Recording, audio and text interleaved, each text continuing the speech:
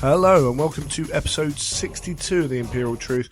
I'm Greg. Joining me, as always, is Neil. Hello, Greg. Hello, Neil. And before we go anywhere else, as usual, we better shout out our sponsors. Element Games, for all your plastic crack. And there's just loads of stuff now, isn't there? So all these... I see we'll get onto the assault cannons and the shields are out for Terminators, so go and buy your Prospero box and equip your Blood Angels and your, it's the other one it's Betrayal for Cataphracti, isn't it? Yes, so, it's Betrayal. Betrayal. So go buy Betrayal, buy the individual boxes and go and crack on your assault cannons and your shields. Yes, through Element and just the Stormcast stuff they're putting out at the moment. It's dangerous. There's a lot of love for some of those new rider guides. They're everywhere. Everyone's raving about them. They are so cool, and there's more to come as well. Little bird things. So the White Scars can take the item, can't they? Where they take the Cyberhawk and they can put it down. Yeah. So the Ether Wings are coming for Stormcast. So you buy units of birds. So keep an eye out for them, or you could sell some of them on, keep some for yourself if you're a White Scars player, which is pretty cool. Or if you just want some birds around, if you want to do something a bit funky, a bit high stylistic with your Space Marines and have birds on the battlefield and things like that. They might be if you've got Raven Guard or something like that, where you could think, they might be quite big. They might be quite big to go with the Marines per se, but by themselves. But then there's loads of alien life form, isn't it? So if anyone's read, I love a bit of crossover anyway. Yeah, and if anyone's read The Master of Mankind, they don't really know what monkeys are anymore, because all that's left of monkeys is textbooks, and they're really incomplete. Things like that well. What about the Jacaro weaponsmith? Well, he's an ape, not a monkey. He an ape? Oh, okay. Yeah, he's a great ape. You don't call an ape a monkey, because he'll smack you into the ground, as Discworld shows us. But it's one of the funniest bits in The Master of Mankind is the kind of them having arguments, previously having arguments over what the monkey uses its tail for.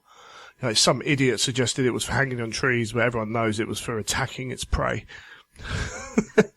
Because that's the way their mind works, But yeah, there is some cool stuff to transfer over. I've seen some people do some custodies using Stormcast parts and things like that as well. So there's options there.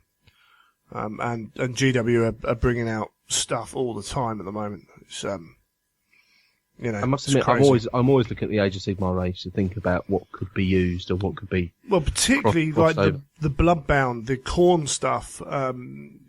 You've got a lot of bare chests and things like that. And if you want to do more of a stylistic World Eaters force, particularly post Khorne corruption, then there's loads of parts in that. There's loads of bits and cool weapons you can use, and I've seen some brilliant stuff done with some of the stuff in there.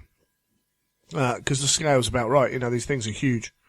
So yeah, and it's probably what you want them to look like, isn't it? With a really big, bare-chested Marine versus something that's maybe a bit too small. Yeah. No, there's some really cool stuff going on.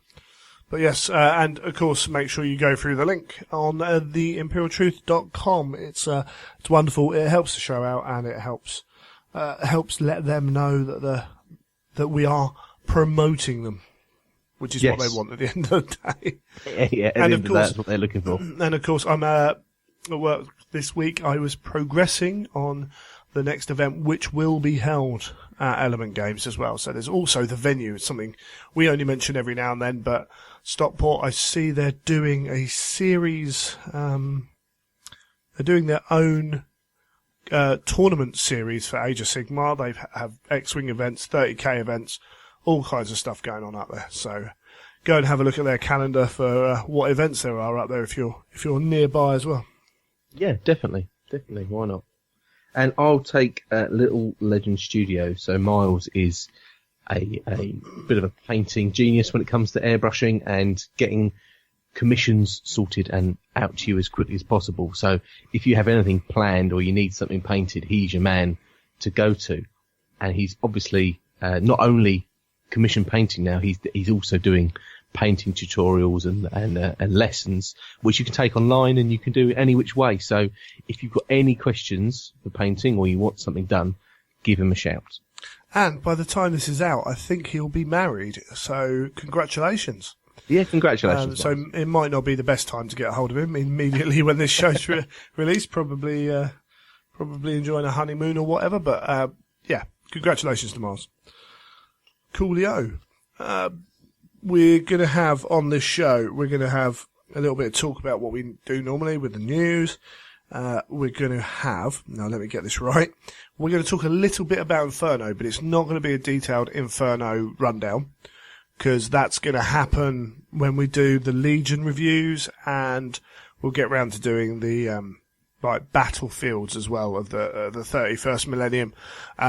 Essentially, every mother and his dog's going to be doing Inferno detailed reviews. I think the Age of Darkness guys are giving 5 weeks over to it, or 5 shows.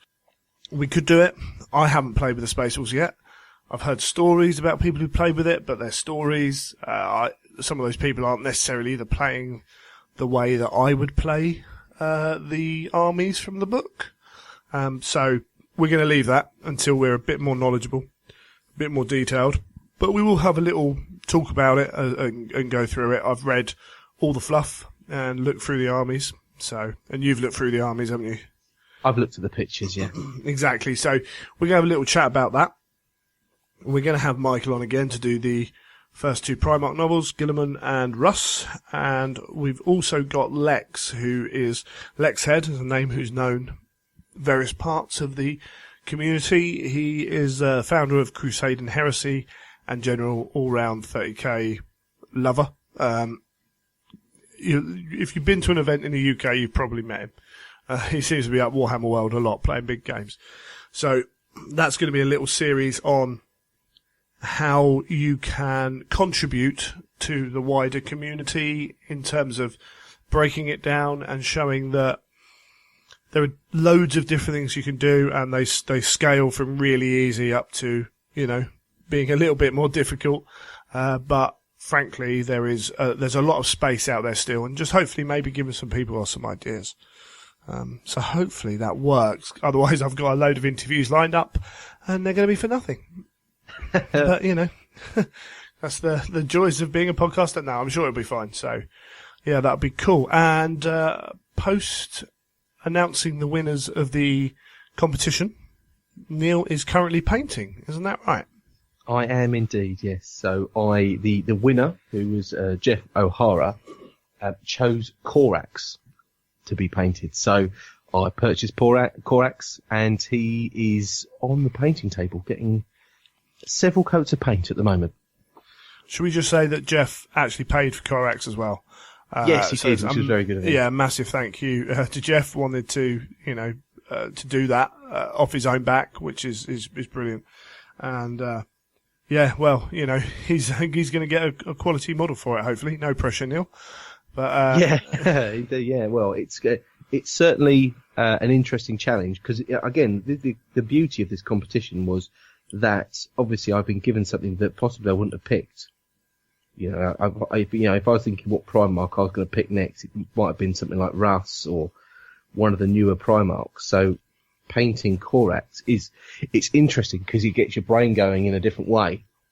Suddenly you're looking at the model with new eyes. You're trying to see what the details that maybe you haven't looked at before, and making all those colour choices that you haven't thought of. So it's very interesting to have to paint something, but like you're actually looking at it with fresh eyes. Awesome. Yeah. Doesn't mean much to me, but but then I suppose I painted the models I want to paint. So when you're buying, painting a model that you really want to paint, you've already made, I think, a lot of choices in your mind. You know what colours you're going to use. Like if you're going to paint Russ, you know what colours you're going to use for his armour, because you probably want him to match all your other Space Wolves. Weirdly, I sort of don't. Oh, okay. But that's a bad example. Well, but I do know what colours I want him to paint. Like, there will be a resemblance, yes, because I need him.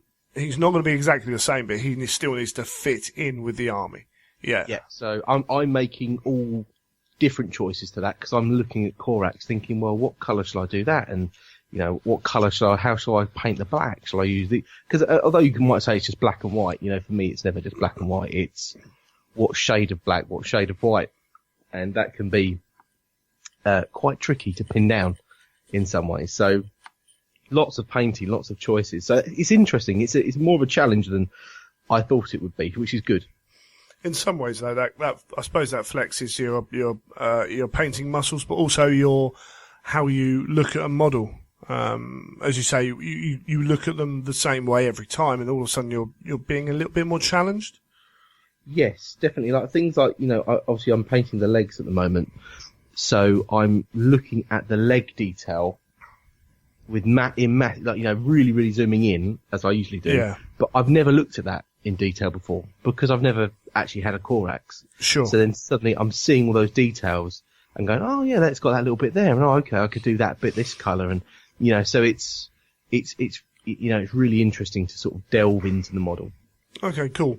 And of course we had a second prize, so we had the summoning model, and that was won by Danny Nuttall, the Golden Demon winner. Yeah, so you weren't aware. Shows you what we were doing live. You managed to keep that quiet when we were live on show. As you read his name out, my heart sunk a little bit, and I went, "Is that the Danny Nuttall?" Because I think you said Daniel Nuttall. Yeah. And I went, "Oh, is that Danny Nuttall?" And I thought, no, I'll wait to see who it is. And yeah, lo and behold, it was him. Yeah, so that was, as you said, a number of the painting community had got behind the charity, which was really awesome, and put some money in. So are you painting a model for a Golden Demon winner? Well, no, I'm not, which is good in a way. Danny asked to have a quick chat, so I think you said, "Oh, look, Danny wants to chat. Here's his mobile number." So I gave him a quick call. I think it was a couple of days after the podcast, and we had a quick chat and bits and pieces. And then he basically said that what he wanted to do was auction off the painted summoner once it's done, and then add that money to the charity, which I think is very generous of him. Yeah, awesome. And that's that. I mean, for me, that's another added incentive to get it done, because obviously it's more money for the charity. So I'm going to focus on Corax to get him done, because obviously it's quite a fairly big project to get the Primarch done, and then I'll go straight into the summoner model and get that on eBay as soon as possible. Cool. And so have you decided how you're going to paint that? Well, not really. I might ask Danny if he's got any suggestions of what he would think. But to be honest, I think it's going to be more along the case of what makes it as marketable as possible. Yeah. That's what I was thinking. Obviously, word bearers spring to mind very early. Yes, that's what I was thinking as well. But potentially with the nature of it being, a Psyker, maybe 1,000 Suns. Yes, 1,000 Suns would be cool, a little bit of maybe swap the head out, something like that.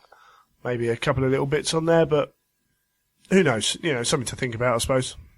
Definitely. But at the moment, my focus is purely on Corax, so don't want to get too sidetracked. Excellent stuff. Cool. And that's going to be taking up pretty much most of your painting time, I'm assuming.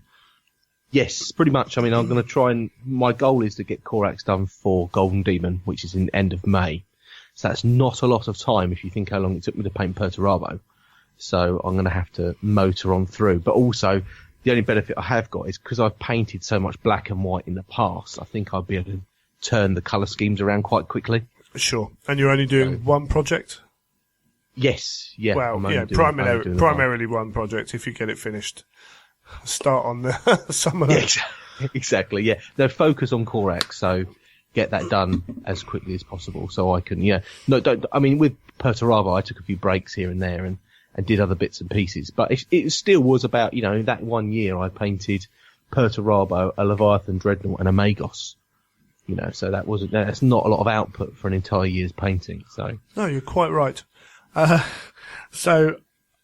we record, I'm 1 week away from being in Durham for the Company of Legends, I think its official title is called. I've been calling it the Durham event for ages.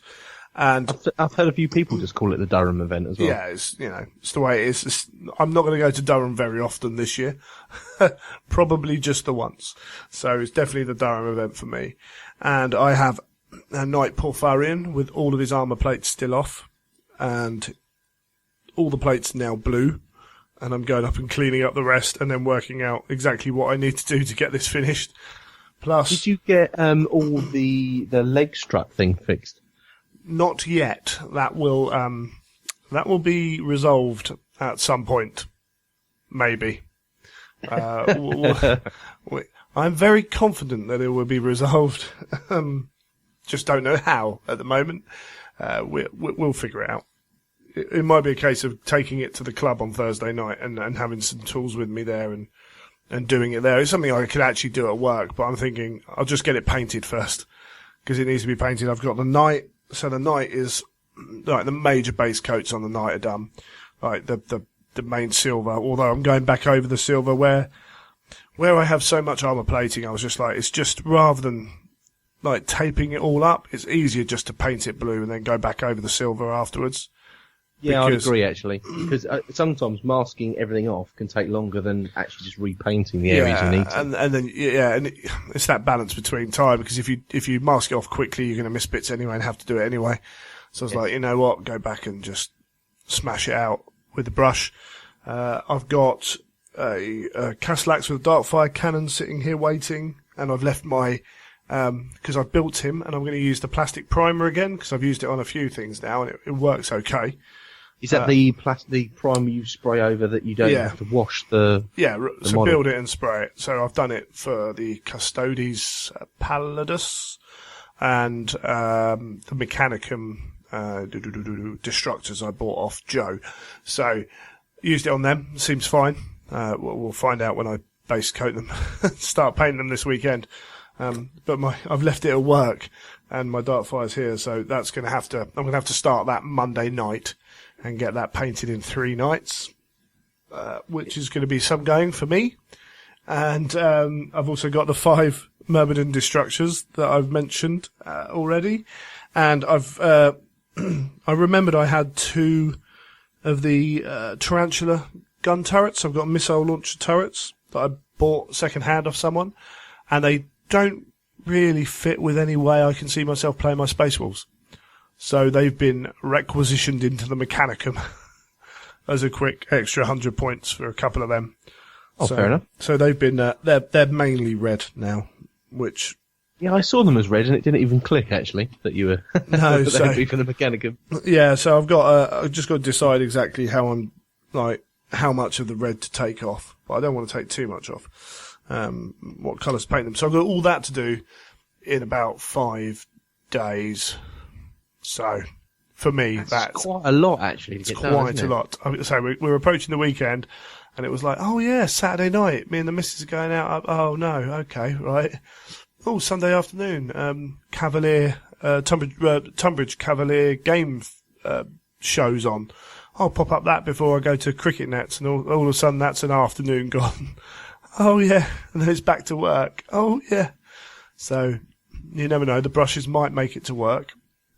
Ooh, that'll be interesting. Yeah, we'll see. Fingers crossed I won't have to. They might not be finished for Durham, because I've also got my Triorus that wasn't finished for the last event, which I've done a lot more work on, but it's still not finished. So, but I mean, it's gaming standard plus. You know, it's not. You don't look at it and think that's awful. Just there's more. There's just one of those tanks where you do a bit and you think, oh, I've got loads more to do on this. Yeah, one of those bits. There's always another area to get some paint on. Yeah, so plenty to be done. Recording the podcast doesn't help, but hopefully get up early, nice and early Saturday morning, which hasn't happened for a few months because I've been using it as recovery time for when I've not slept particularly well. So, it'll be set alarms to get up nice and early Saturday morning and Sunday morning to crack on with it. Put on some Netflix or whatever, or editing the show and crack on, I think. It almost feels like work. Yeah, say that. End up in Durham shattered. One thing I've always had trouble doing is trying to get up early to paint. Staying up really late, no problem. Getting up early just doesn't happen for me. Yeah, I'm the same. If I'm tired, I can stay up later than I can get up early, if you know what I mean. But at the end of the day, I'm up before 6 for work every day, which some people might not have a problem with, but for me is quite a big deal. So I try not to go. If I start going to bed late at weekends, then when it comes to the week, I'm into going to bed late, and that's just a vicious, horrible cycle then.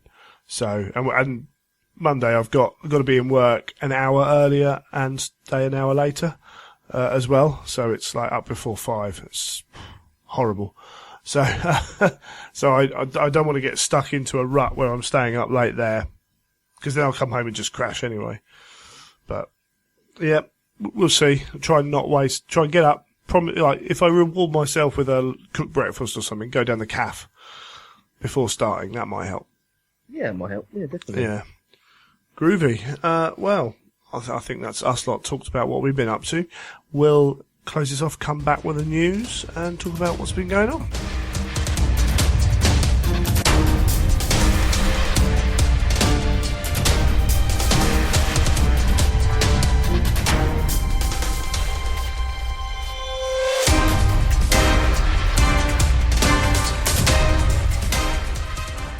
Okay, so we have a lot of Blood Bowl and Lord of the Rings news. Yes, that's true. There's some very cool models out for Lord of the Rings and Blood Bowl, including the Watchtower of Amon Sol at Weathertop, £255. Was that previously out before? Yeah, it was. Yeah, it was. It's pretty cool. Because I saw it and I suddenly thought, I think that's like been out before. Yeah, it is awesome. It's a big piece of kit as well. But yeah, nice display piece if you've got a load of Lord of the Rings as well. Yeah, definitely. But yeah, no, it's great to see like the support that these things. Even Age of Sigmar's got the Mazaral, the Butcher Demon Prince of Khorne, which is perfectly usable in the Demon Army, which is all groovy. And then we got the drop of Inferno a few weeks earlier than everyone had kind of expected. Yes. I wonder if they were managing expectations with their timescales, or were just playing it very safe. Oh yeah, maybe. Yeah, maybe they were playing it safe. Maybe they thought, let's not get everyone's hopes up, so let's just tell them it's a way off. Yeah, I mean, who knows? But it's out, and that's cool, and people have it in their hands now as time of recording. So hopefully, well, I'm sure we won't get less questions on Facebook, because a number of those people won't buy the book. They just want everything handed their way. But cracking book, as we'll talk about a little bit later. I think when I saw it was released, the one thing I did think was, I went to the event and I got my book, and I've read very little of it, and I thought, it's quite a bit of a waste, because then you see all these people getting really excited that they're going to get their first hands on the book and everything. I think, I really haven't used my opportunity well enough. But that's not going why, to the event and getting the book. It's not why you go to the event, though, is it? No, it's not. So you balance it up like that. Getting early access to the book is a perk of going to the event. It's not. If that's the sole reason, then fair enough. You're going to pay a shed load to get a book, but I think you're missing out if you do that. But some people, they were willing to pay that money at the end of the day. So whatever. But yeah, the book's out and making its way everywhere, which is good to see. And say reports coming in of games played and everything else. And there was, I did see somewhere that someone had a reply from Forge World talking about an FAQ set of questions is being collected to be passed on to the rules guys. I don't know how true that is. Don't know what's going on. There are certainly, I think we mentioned it last time, there are issues with the way the book's written. There's a lot of vague elements, some grammatical bits that are unclear that lead things to be playing one way or another. I think in general, if you're trying to look at those kind of rules to take advantage of them, then you're not necessarily playing Heresy the way that a lot of people want to play it. So I think if at some point you're looking at a rule trying to break it down to do something specific, which causes a unit to be very hard, then I certainly could say if that happens at my events, you're probably going to get ruled against. Even if it's the way it's supposed to work, even if grammatically that is the correct. It comes down to intent. you see people saying, "Oh, can you do this?" is different to the people who are like, "I've read it, and I reckon you can." And then all of a sudden it comes up with this huge combination of special rules that does this and that and that. And it's like, well, clearly that doesn't create a fun thing. So whether it's right or not, I'm probably going to penalise you for it. Whether it's through just saying, no, you can't do it, or, in-game effects. It's hard. I've got an FAQ document I've been working on. Some of the guys have been inputting from the club. The idea is not to fix the game. The idea is to keep the game as fun as possible.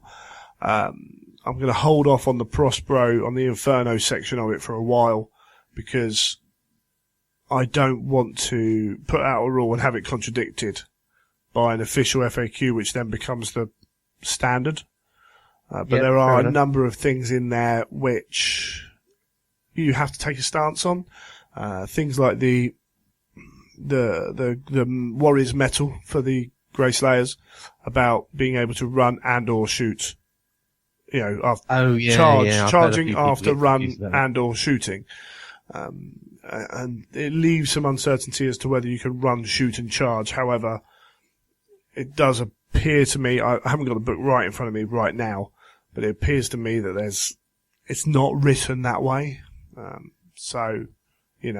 As a Space Wolf player, I probably won't be playing it that way. And some people might be thinking, yeah, of course not. And some people will probably be thinking, what are you talking about? Of course you can run and shoot and charge. But overall, I think it's better if I, as a player, choose to do one or the other rather than both. It makes it a more interesting game. And the Thousand Suns, because of the nature of warp powers, has some other issues. Now, it might be that the FAQ comes out and they say, yeah, you can do this. And I still go, yeah, that's not happening. Because, still not doing it. Yeah, because again, I'm trying to create an event where, and I think people get it, people try and come in a certain way, but, one or two people will always have a different approach or will view something in a different way, whatever. And that can cause a clash between two players at the table. So, I'm going to try and keep up to date on it as much as possible. In fact, there was even one rule about the Knight Porphyrion, which under the old test rules stated that you could only take it as a Mechanicum Lord of War or a Knight Questorus list. All right. And I don't believe, I think the only thing about it being able to be used now are the special rules, which are Blessed Auto Simulacra and Household Rank, which state when it's used as part of a Questorus Knight list or a Mechanicum Tagmata army list, then these special rules apply.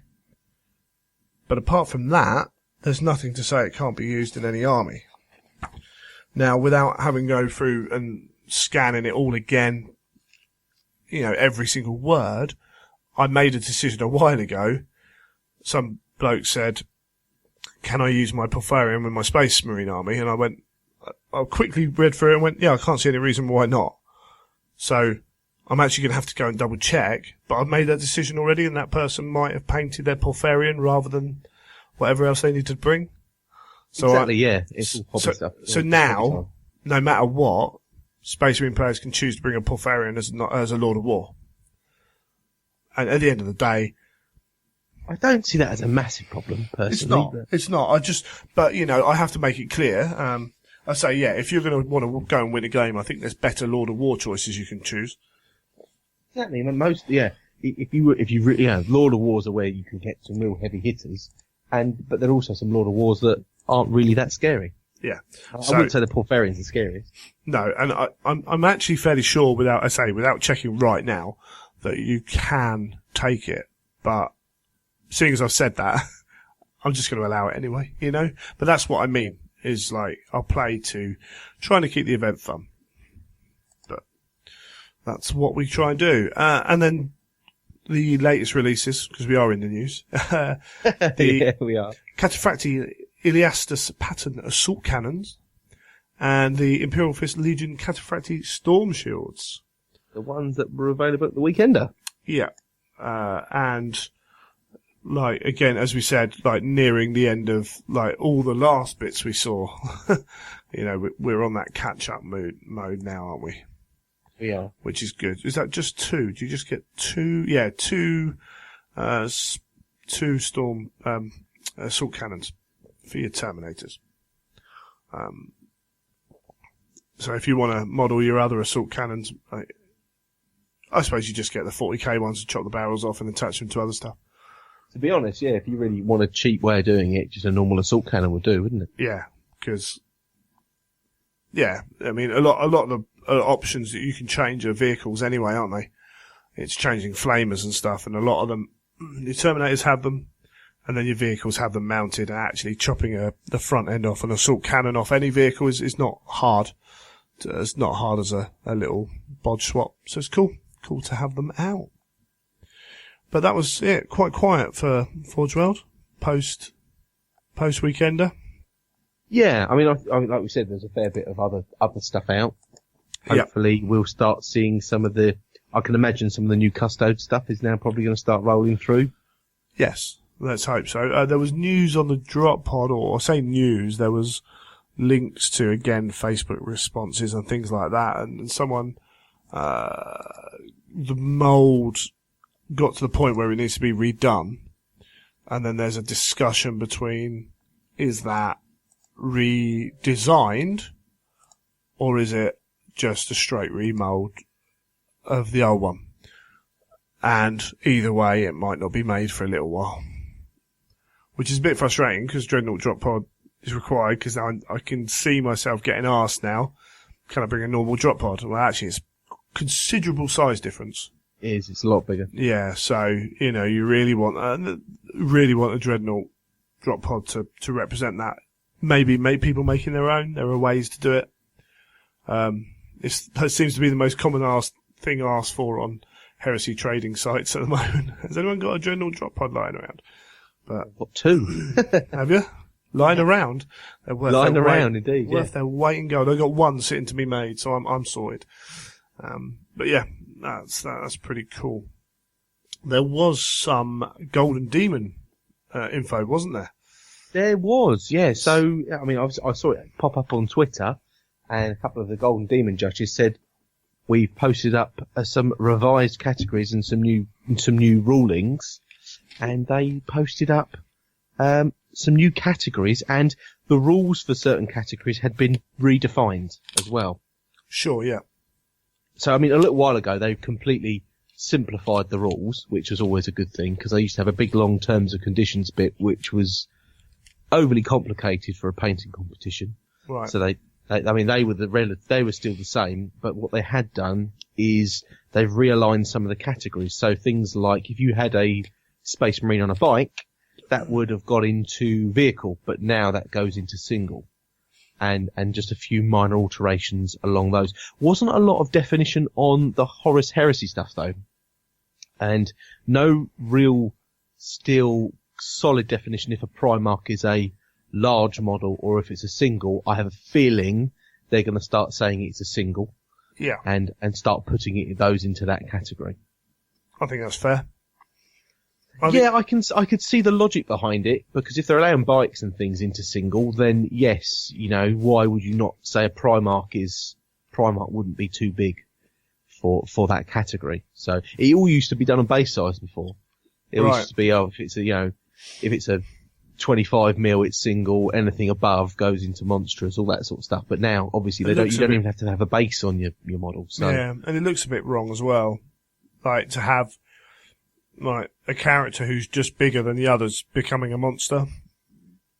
Like, I think the problem they had recently was, as you said, people were looking at categories and going, yeah, I don't want to put my model in that category. I can slide it into this category. And you've just got this mishmash of all kinds of different things across the categories, and it looks a bit strange. Yes, yeah, that can be a problem. You know, if you've got a character, it's going in the characters, tough. Is the open still around? Yes, they've still got the open. So that's your second, that's your reserve. But then that's probably going to be the hardest one because staff are entering it. Exactly. So, I mean, that's still a really, really tough category. But what they did do is they did a Blood Bowl category, which I was quite shocked at, actually. I know, I'm not saying Blood Bowl isn't popular, but for a painting competition, I don't quite know how many entries are going to be in that, because it was 11 models you had to paint. Yeah, it's a whole team, isn't it? Yeah. But then much like the unit category, it fits that. I know that a lot of the units were 5 men, but there were some that were larger. And you can do some interesting stuff with Blood Bowl. I suppose it's a way of promoting Blood Bowl as well, which is good. But it'll be interesting to see how many are put in. Yeah, and I think I spoke to a friend and said if you really fancy your chances of getting a demon, that's probably the category to go for, because I can't see too many of the high end painters. Oh, so that's the one I should put my halflings in. Well, exactly. If you think about it, most high end painters are planning stuff out years in advance, months and months in advance, so they haven't thought of probably doing a Blood Bowl team. Then you've got the whole thing of trying to get 11 models painted in a short time frame. A lot of painters will go, do you know what, I'll give that a miss. So, if you want to play tactics, paint a Blood Bowl team. Awesome. I've got 3 that are official GW ones that I can put in. Go for it. Yeah, maybe not. And so, the Blood Bowl one was new, which is quite cool. And the other exciting one was the, what do they call it? The, heavy metal challenge category. So this is something they used to do a long time ago on Facebook, when they used to have the heavy metal painting group run by the heavy metal team. They used to post up and say, right, this month we're running a painting competition. Give you a model. So everyone has to paint this model and restrict it. So you weren't allowed to convert it. You weren't allowed to do a fancy base or anything like that. And you just literally had to paint that model, and they chose the best to be the winner. So they've done the same thing. So they've chosen a plastic farseer and said, everyone, if you enter that category, you have to paint that plastic farseer. You can't convert it. You can't change the base. You can't, do anything to it but paint it, out of the box, effectively. So it's quite a painting challenge, because obviously you've got a level of player field there where some people might say, oh, well, that model's more dynamic and that model's got a nicer colour palette, and think, you can't, you pretty much, everyone's got a fair chance. It's just purely done on your brush skill. Can't be on the best plinth, can't have the stunning surroundings around it. Yes. Can't have any of that to draw the eye. It is purely colour choices and technical painting of that model. So with, what was it, 3 months notice they gave? 3 months notice, yeah. Is that a fair amount for that competition? I mean, at the end of the day, everyone's got the same amount of time, but as a painter, is that a frustrating amount of time? Is that No, I think a single model is doable in 3 months, definitely. Sure. Especially if you focus. And I've already seen, I think, about 3 or 4 really good painters jump on it and started posting up progress of what they're doing. Right. So there's definitely people going for it. Whether or not, again, I don't think you get the really, really sort of, I don't think you get the Angelo DiCellos and the David Sopers doing it, because again, I think they're very much plotted out what they're doing on the run-up. So I don't think people like that would change their mind. But I do think it's going to be an interesting category to look at. So surely for this year, that's one thing. But for next year, do you think that will be those people you mentioned, David Sopers and that? And do you think they might go, right, I've got till February to do this entry for Games Day, and then from February I leave my space open to do the Heavy Metal Challenge? Yes, and I think that will be the case. Cool, because it does seem to be, it appears to be the purists' paint challenge. Yes, that is really, I think it's going to be, especially from next year, you're going to have people wanting to show off their abilities.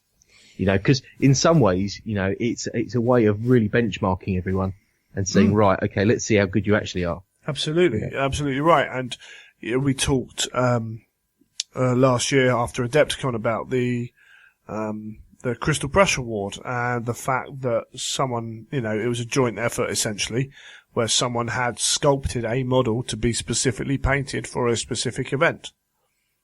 Yes. And where does that bonus, how much does composition of the piece outside of painting have an effect? Obviously, if it looks better, that's subconsciously you're going to be drawn to it irrespective of the painting almost. Yeah, because it is going to draw the eye.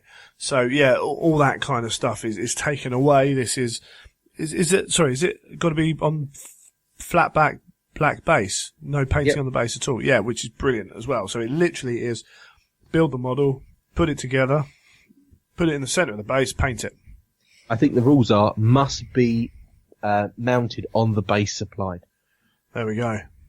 Which is cool, yeah. So it's a proper purist's painting, and it's going to be a case of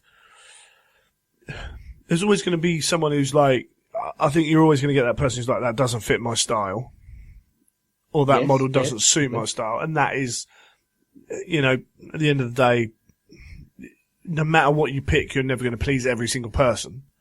So you kind of have to accept that. But that is a model that was used by a lot of people, wasn't it, when it came out as a piece to show off?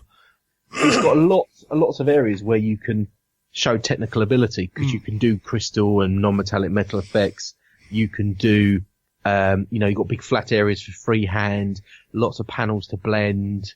There's lots you can do with it. Lots of details you can paint on. So in some ways, it's probably a good model. If it was a model with loads of, say if it was almost like a Forge World Primarch model where there's tons of detail already on it, it would be very hard then to sort of allow people to, do something different. Yeah. Because you're doing it to a colour scheme, then everything would look pretty much the same. But there's lots of different craft worlds and things you can do. So it really is quite open to a bit of a painting interpretation. And it's what, £18 model? Something like that?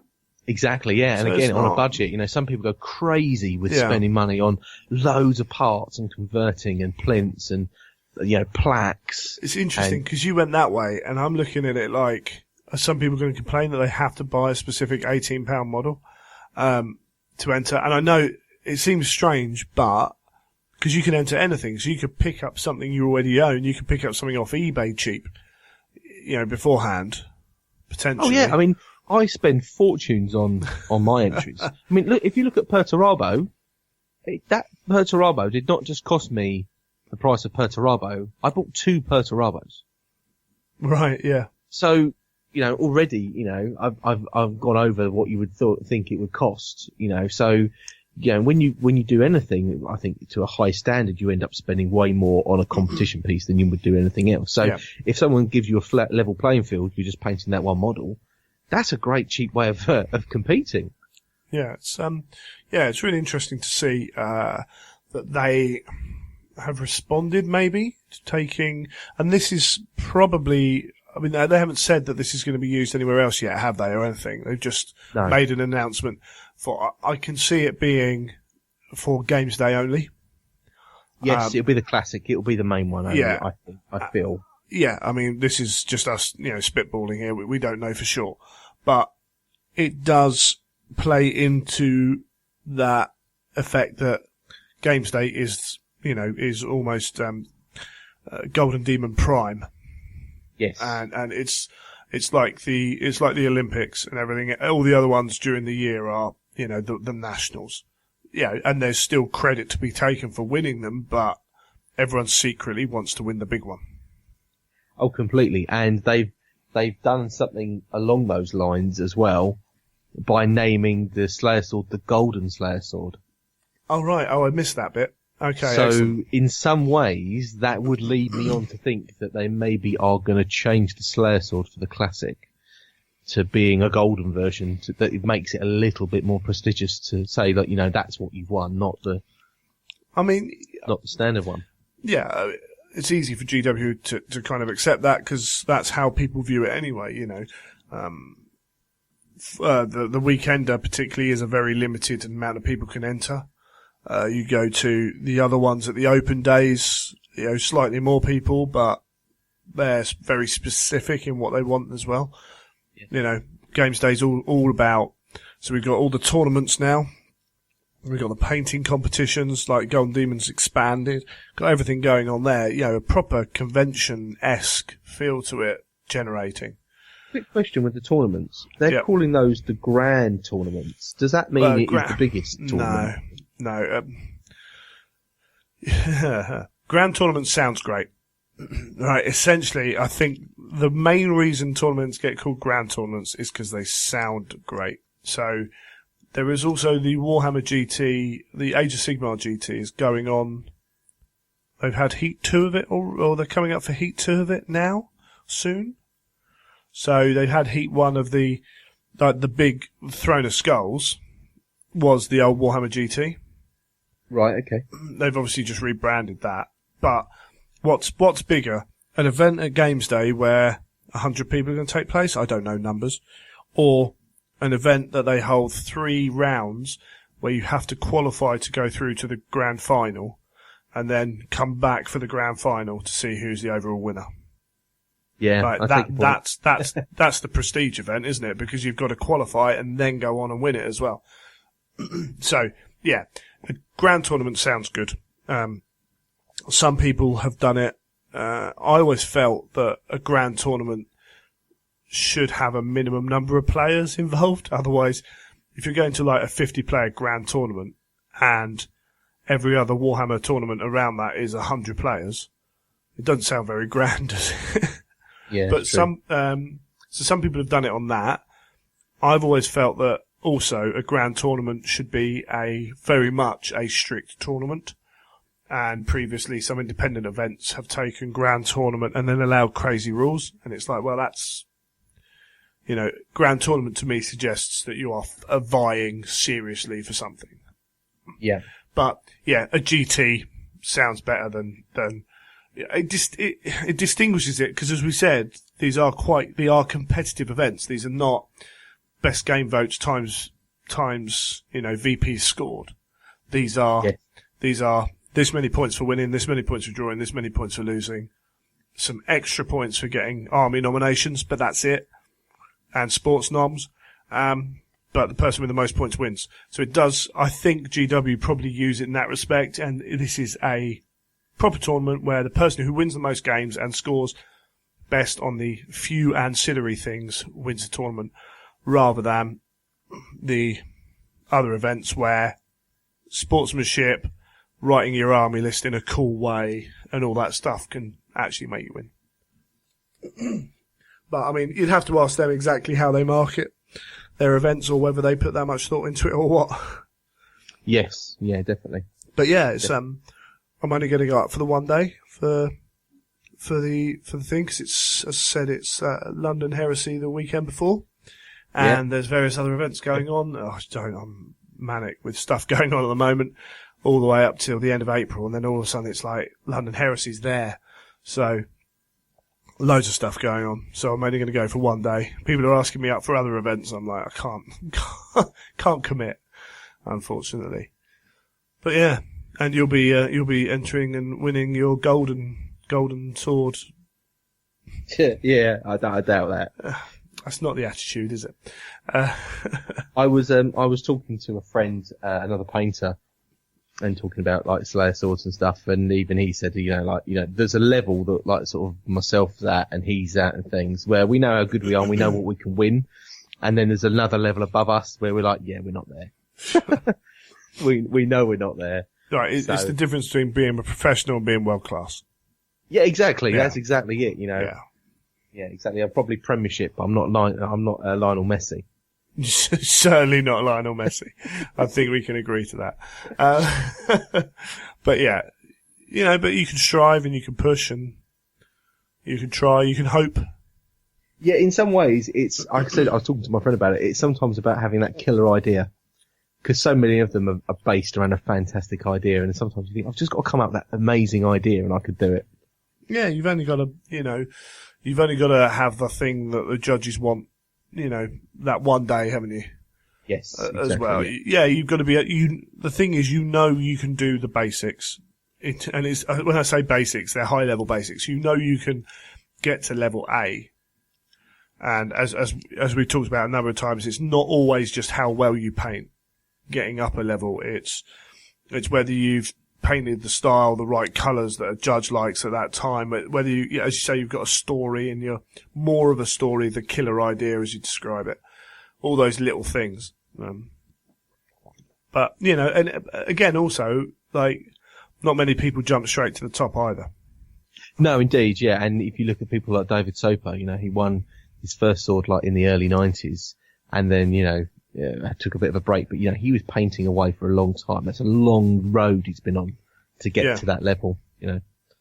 Yeah, and when, you know, when you're in something like that and you're passionate about it, you learn new things all the time. Push yourself. Definitely.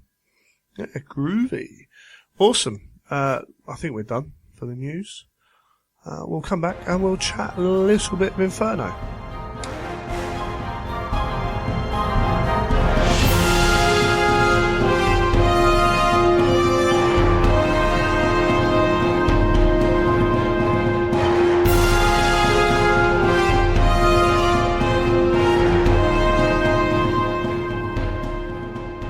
So Neil and I are sat at our microphones with our copies of Inferno awkwardly posed for me on my knee, running out of room around my computer.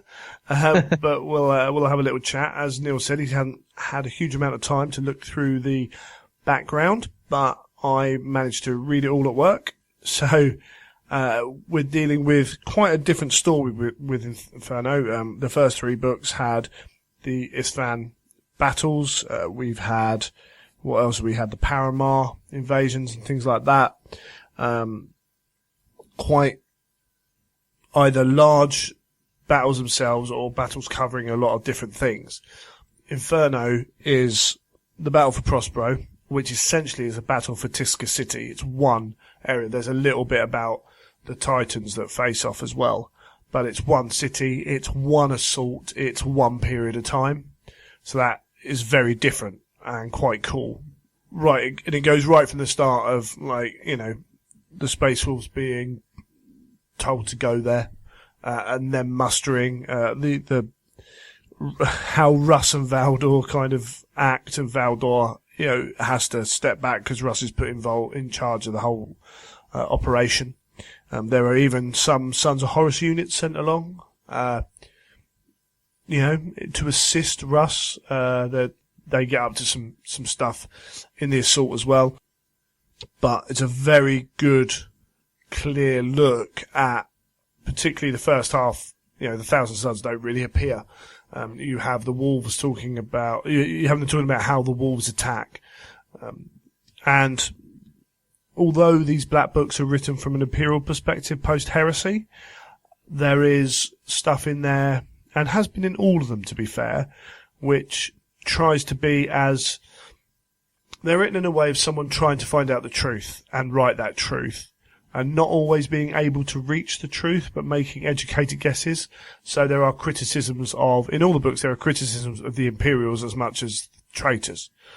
So, you know, there are accusations that Russ may have done this or whatever, but there are also kind of claims that although he went there, you know, primarily to take the Thousand Sons to task, he still put the call out when he got there.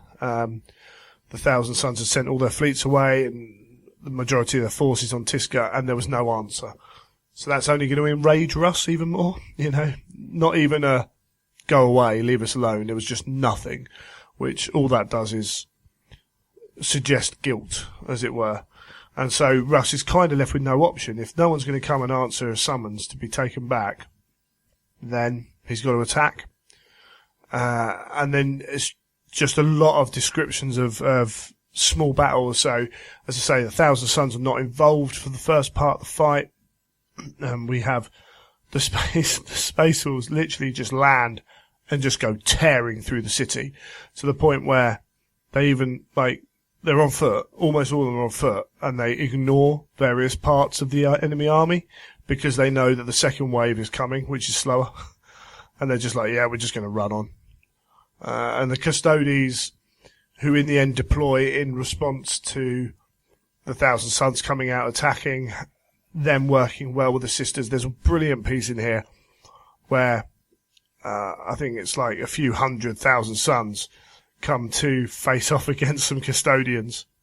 And there's that line in the first Heretic where the word bearers are watching the custodian fight, and they're like, "Oh yeah, they're warriors, they're fighters, they're not an army. They're not soldiers. They fight for themselves. You know, they don't work together like we do. You know, we're a unit. We work together as a 20-man team, and that's our strength, and that's how we can take them down." Which is only ever read from the word bearer's point of view. And then you get this piece here where, like, the Thousand Sons line up shoulder to shoulder and, like, yeah, we're a unit, we work together. And the custodians are taking 10 down for every custodian that dies until there are no Thousand Sons left. And it's just like, yeah, for all that, custodians are still absolute ballers. Yeah, completely. So hard, yeah. Which is really cool. And then you know, the Thousand Sons tactics in this, you know, a lot of psychic manipulation, jumping through gates and stuff, to counter attack until the Sisters of Silence kind of put a stop to that. And then getting to the point where they know they're dead. So they open themselves up to as much warp power as possible to just push through the barriers, and therein causing major flesh change within themselves. There's a point with a psychic reaction from a Titan that's been taken over psychically that then kind of explodes the warp even more. So you're seeing Space Wolves change to their genetic issue of a Wolfen, that as well, but also break space and time a little bit. So remember when we played Prospero and we had that one, we were running through those portals and things were going on? Yes. Right, yeah. There's that, and the 13th Company particularly, and it's handled in one of the audio, which just came out. I can't remember what it is now. The 13th Wolf of, you know, the Space Wolves are there. They do the job. The Space Wolves do the job no matter what.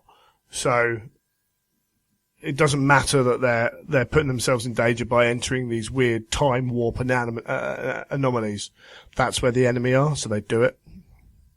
So they're going through all into that as well. So yeah, there's some really cool stuff. I won't go into it too detailed, but some really cool stuff about the fight itself, and then in the Legion background as well, how the Space Wolves, right from the start, they were built differently. It's not, you know, they were cultivated to be different from all the other legions. Yeah, they were one of the 3 specialist legions. We know that. They have this drive, this thing, and they cultivated it themselves as well. They stayed apart from the other legions. They distanced themselves purposefully from the other legions, and that creates this kind of image that they don't want to get too close, you know. They want to be separate and looking at everyone else, keeping an eye on them. So the argument is always, are they the executioners? We've always said on this show, well, even if they're not, they have to believe they are. And there's this whole series of them being the watchmen of the other space Marines, and part of that is this installation in their psyche that we'll just do the job, and it doesn't matter if it's the dirty job, it doesn't matter if it's the job that, you know, will kind of stain ourselves, we'll do it. That's what we do, which is really cool. And then on the other side of that, obviously you've got the Thousand Sons who always believe themselves to be bettering them, you know, humanity, and always to have this hubris that they always know that they're in control, and all that goes with that, even when they go through all their struggles. And that comes down from Magnus again, and all the way, and you get this hubris all the time, which is essentially what damns them in the end. But yeah, it's really well done. There's only a couple of major battles, like the Space Wolves, like they're supposed to have like 150,000 troops. They never do, because they've always suffered a huge losses because they're always fighting something. That kind of thing. And the Thousand Sons have all their issues that they have as well. But yeah, very cool. Some really cool snippets, like, due to their psychic powers, they can enhance, their reaction times, like biomancy. So, Thousand Sons kind of love being in their fighter jets, because they react quicker than anyone else. So there's this like little, there's no game benefit from it, but, there's this little notion that their fighter jets are pretty awesome. And their pilots are pretty awesome. They're like Jedis. Yeah, a little bit. They are in a little bit, aren't they? And they're extremely powerful. And, it broaches some questions of were they what humanity was supposed to kind of, go towards, because was humanity supposed to become a psychic race at the end of it, and all that? There's, those questions. Poses a few things like that. If you want to read between the lines, I'm sure you can come up with various different answers. But yeah, it's really cool. The Custodians and the Sisters of Silence background is pretty awesome. There's some interesting stuff into where they fit in, how they enact with everyone, including the Emperor. There's some really nice little bits where the Forge will follow up on them. Things about, there's Custodian flyers named in here, which is quite cool. Be quite cool to see some stuff like that a little later on. And then there's some Titans, and things like that as well, who are much more on the periphery, and the Thousand Sons themselves, the Sons of Horus themselves, who seem to be doing their own little missions on Prospero, as well, which is kind of cool. But yeah, I really loved reading about it. Yes, it's my two favourite legions, but I say it's quite condensed. It's that one battle for that one city, huge city, but it's cool to read it in all of its glory. But yeah, sounds very good actually. I mean, I must admit, the one thing I do lack on is reading all the fluff elements in those books, because for me, sitting down and reading for an hour is an hour of painting time. So yeah, it's one thing. Gets pushed maybe back. Maybe at some point I'll revisit like some of the war zones, so we can delve a bit deeper into Prospero, exactly what happened, things like that, and do that for some of the other war zones, the classic war zones that we know about as well. The campaign has lots of cool little options. The special rules for the missions are very dedicated towards having Thousand Sons or Psychers involved. So again, it's quite a specific war zone, but there is lots of cool stuff you can take from there. There is things like you can get bonuses to season the initiative if you have certain levels of Psychers, things like that on the table. So yeah, and you have this notion of, you have the persecuted, so the aggressor and the persecuted. So if you do want to play it with other legions and try and mix it up, for whatever reason, you've got one legion sent to, put upon another legion, which is quite cool. Yeah, that sounds good. I must admit, in terms of what I was looking for when I was looking for this for scenarios for events, wasn't a huge amount that I took out of it on the first read through, because there are some specific elements. There's nothing overly majorly new. It's just reworked, repackaged with some cool bits in it. But it's all good.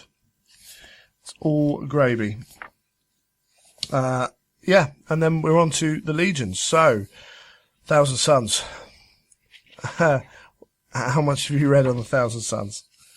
A fair bit. I mean, what I've really done is had a little bit of a delve into some of the rules. And when I was at the Weekender, a lot of people, while they were reading the book, were sort of reading bits out to me, because obviously I was painting frantically on the Friday night, while my friends sort of were thumbing through the book, pretty much going, "Oh my God, they do this, they do that." It was one of those sort of nights. Sure, yeah. And yeah, I mean, I haven't sat down and gone through the lists kind of really as a thought process yet. I've sat down and read through them.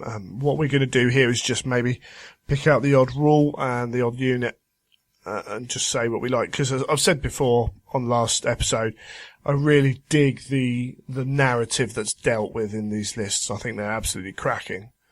But there's lots of cool stuff to be done, and as I say, until I've played a number of games with it, I can see the theory of it, but theory doesn't always work through. So, yes, I love the idea of the cults for the Thousand Sons as the main thing. So yeah, that was the first thing I noticed. Actually, I thought that was a really nice way of theming what you're going to have. Yeah, and you can choose to just have Thousand Sons from all over the place. But the more you have from your leader's cult, the more are going to benefit from the +1 to using psychic powers. And then choosing your cult then depends on what your primary psychic powers are going to be as well. So you want to go full fluff, maybe you take the whole thing. But there's no reason that the cults don't work together. In fact, they do. But you're not getting that bonus across everyone then, which is a nice way of just toning it down a touch. Yeah, well, I mean, just going through the cults, what would you say were the ones that sort of stood out to you? Well, I mean, you've got potential for biomancy to do some cool stuff, particularly on single characters. There's some discussions about how it works with Brotherhood of Psykers units. Essentially, if it sounds wrong, you're doing it wrong. Yeah, probably right.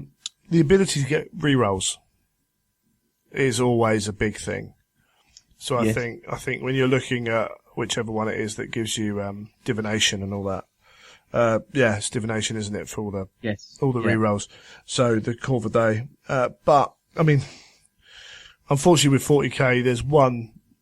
Unless you're using Magnus, this is pyromancy tends to be the red-headed stepchild of psychic disciplines.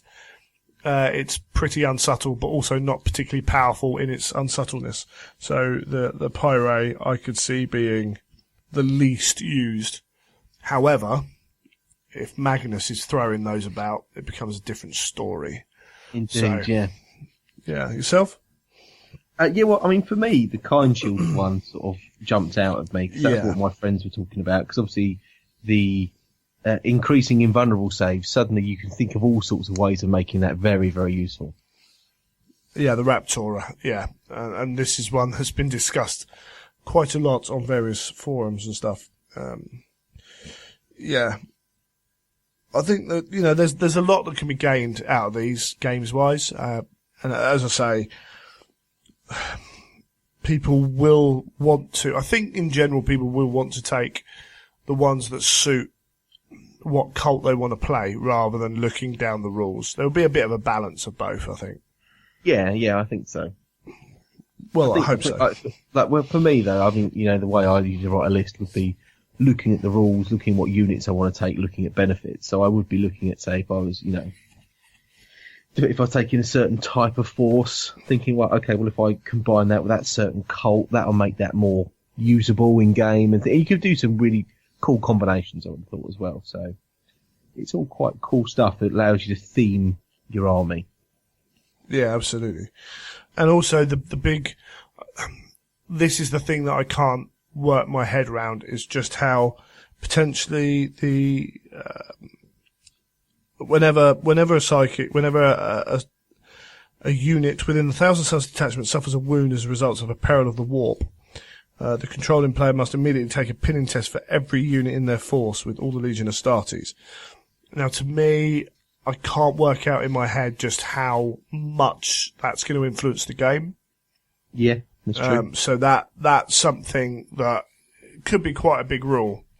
But because that could backfire on you quite substantially, couldn't it? And I think that's the problem. I think it's going to be the odd game it will backfire on you. Most of the time, you're going to get away with it. Things like Legion of Auxiliaries, you're going to be quite high leadership. So, yeah, I don't know. We'll see. Do you want to pick out a unit? Yeah, let's have a quick look. So, I think it was the Terminators that I was looking at. Really? The Sekhmet Terminator Cabal? Yeah, funny enough. Shock horror. They're the ones that sort of, I had a quick skim over and I thought, wow, they sound pretty cool. And, I think I'm always drawn to Terminators, so I probably shouldn't really go into too much detail because I always get drawn to Terminators, and sometimes I think it'd be nice to try and run a list without Terminators because it's the worst thing to have done recently. But they are quite cool. I mean, obviously quite good stats. They've all got 2 wounds, which is seems to be the general thing now with these specialist units. You can choose what type of Terminator armor they're in, which I thought was really cool. So you're not sort of being restricted into a certain type, which can be a problem. Obviously, all having force weapons for me was a major thing. Because, the one thing that we don't have a lot of is instant death, and then suddenly you've got a unit that's going to be quite powerful with the old instant death, potentially. Combi bolters, all pretty standard stuff. Obviously they've got the Brotherhood of Psychers, level 2. Yep. And, they're stubborn as well, so at least they hopefully won't be going anywhere, which is always quite handy. And then I think from there on, it's relatively standard Terminator stuff, isn't it? From what I can remember. Yeah, absolutely. They're, as you say, 2 wounds is very good on them. Force weapons is pretty good on them. I thought that was probably my favourite bit, to be honest. I think because when I've played a few games against Mechanicum, they can sometimes be a real sticking point, and, you've got instant death, suddenly Mechanicum aren't anywhere near as scary as they would be normally. And force weapons do that, don't they? They're a great way of dealing with Mechanicum. They certainly can, yeah. So, I mean, you've still got a wound. Yes, you've still got a wound, yeah, and you've got to charge your force weapon as well, haven't you, Yeah, I mean, but being Brotherhood of Psychers level 2, with all the dice you've got floating around, you should be able to charge them up if you want to. I was just having a look through, and none of these units have the Cult Arcana special rule, do they? So they don't qualify for becoming part of the cults because they're their own unique thing. So this is good reading it on air, isn't it? So for the Cult Arcana is the psychic powers focused around the cults. For each unit with a special rule, the only player must select one of the Cult Arcana during the creation, and that's what we were talking about with the Pavoni being biomancy, the Raptora being telekinesis for the Kind Shields.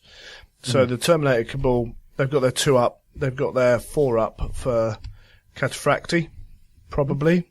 I can see most people taking them. Yeah, I would have thought so. Yeah, so they can, and under the Brotherhood of Psychers, may choose its powers from the telekinesis or pyromancy disciplines. Again, people are going to be picking telekinesis, so you've got access to those abilities, but you don't automatically get that Kind Shield. Yes, which I suppose does. Which is very, yeah, because they would be, automatically starting at 3 up. Yes, because I think that's pretty much how everyone would run them. Otherwise, it'd be the default go-to. Yeah, absolutely. For my unit, the guys with the twin Kopeshes were, twin 4 swords. They're the Kenatai Occult Blade Cabal. Yes, yeah, the ones that we saw in the cabinets at the Weekender. Yeah, so they're Psychic Mastery level 1, any of its powers, any of the 1,000 Suns disciplines, bolt pistol, 2 4 swords, frag and crack grenades, power armor. They ain't cheap, but they are cool. So, and you get, depending on the number of models in the squad, you get an extra rule on them. So, if the squad number's 3 or less, you get +1 attack each. So they're attack 1 and attack 2, but of course they've got a second weapon, paired weapons. I suppose they count as, well, they're twin specialist weapon, aren't they? Yes. If the squad number's between 4 and 8, you get +1 attack and +1 weapon skill. And then if the squad number's 9 to 10, you get +2 attacks and +1 weapon skill each, which is cool. I mean, how often you get to engage the enemy at full strength? But that's a lot of damage. That is a lot of damage. I mean, they're standard, weapon skill 5, and then standard stat lines from there. But that's pretty cool. Yeah, I think with the dual 4 swords, again you're looking at a really powerful unit. Yeah, absolutely. And I mean, it's one of those things. I'm not picking them out as maybe being really powerful per se. I think they're scary, but I think you can handle them. But yeah, I mean, at the end of the day, cool. they're Space Marines in 3 up power armor. Yeah, exactly, and everything kills so power much. armor. Everything kills that, you know. Yeah, but they are just really cool.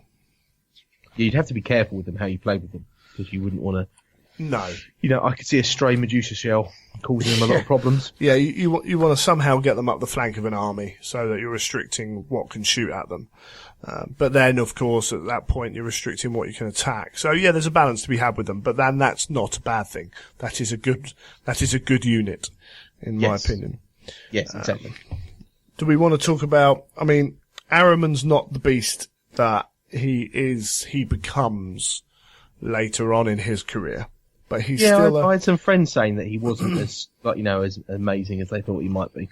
Well, he's not, let's say, he's not the Ahriman that we know later on. You know, Ammon's the guy. Ahriman's got the potential, and all that jazz. Ammon's the second in charge, isn't he? He's the one that Magnus talks to a lot, and he's pretty cool. There's some nice stuff going on with them. They got some cool rules, but do we want to just jump straight on and talk about Magnus?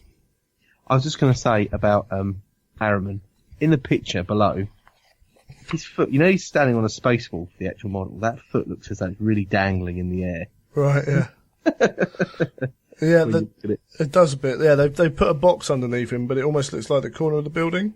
Yeah, it does. It sort of doesn't look quite right. It looks as though he's sort of hovering. Bless. But, yeah, he's cool. He is cool. But hey, you know, Ahriman can give 3 units scout. That's not bad. Not a bad special rule at all. And Ammon, Ben Kingsley, looking amazing. Yes, that's a really cool picture. I was trying to remember, I don't think Dominic planned for it to be Ben Kingsley. He just drew about 6 or 7 different pictures of Ammon. Was that not done by Rachel then? No, see, because it was only when I kind of went, yeah, I said to Rachel, this looks really brilliant, and it was like, yeah, Dominic drew it. That actually shocked me a bit, because I naturally assumed that she'd done it. Excuse me. Yeah, actually, yeah, because I got used to her drawing all of these, but when you start to look at it, you can see there is maybe slight differences, but then I can't tell that much. But Dominic drew it. Yeah, no, it's great. And he said he had like 6 or 7, and people, you know, and they give it to the people who make the decisions, and they kind of went, yeah, that one. He does look fantastic. It was very, very cool. It's, yeah, he looks like he could be evil, but he doesn't look evil. You know, he's quite wise, quite measured. Yeah, very cool. And the big fella, Mr. Magnus himself. So causing a little bit of consternation among the rest of them. He allows Sekhmet Terminators to be troops choices and Legion Terminator squads, which is quite good. Cool. 5 powers from any of telekinesis, pyromancy, divination, telepathy, psantic, demonology, and biomancy. 2 up, 4 up, and if he is struck by a weapon with a destroyer special rule, the amount of wounds it inflicts is reduced by 1. I thought that was quite cool, actually. It's the first thing you've ever been able to factor onto a destroyer weapon, isn't it? Usually nothing applies apart from this. Yeah, because if you roll a 6, isn't it like D3. 6 wounds plus D6 or something stupid? Oh, so it's like it's a lot. It's a lot. Yeah. So even with a 6, you're not going to do anything to it. But yeah, like you say, if you get that 1 wound roll, then it's a case of, oh, that's all right then. Carry on. Yeah, mind you, I suppose actually destroyer results are nothing or D3 plus 1, aren't they? Something like that. Usually I don't have to worry about it. It's usually, I'll take that model off. Yeah, usually, yeah. You know, a +2 strength, force initiative weapon. 2-handed, so he's hitting everything at strength 9 because he's strength 7 because he is a giant. Yes. You know, at weapon skill 7, that's pretty big. That's before you buff him.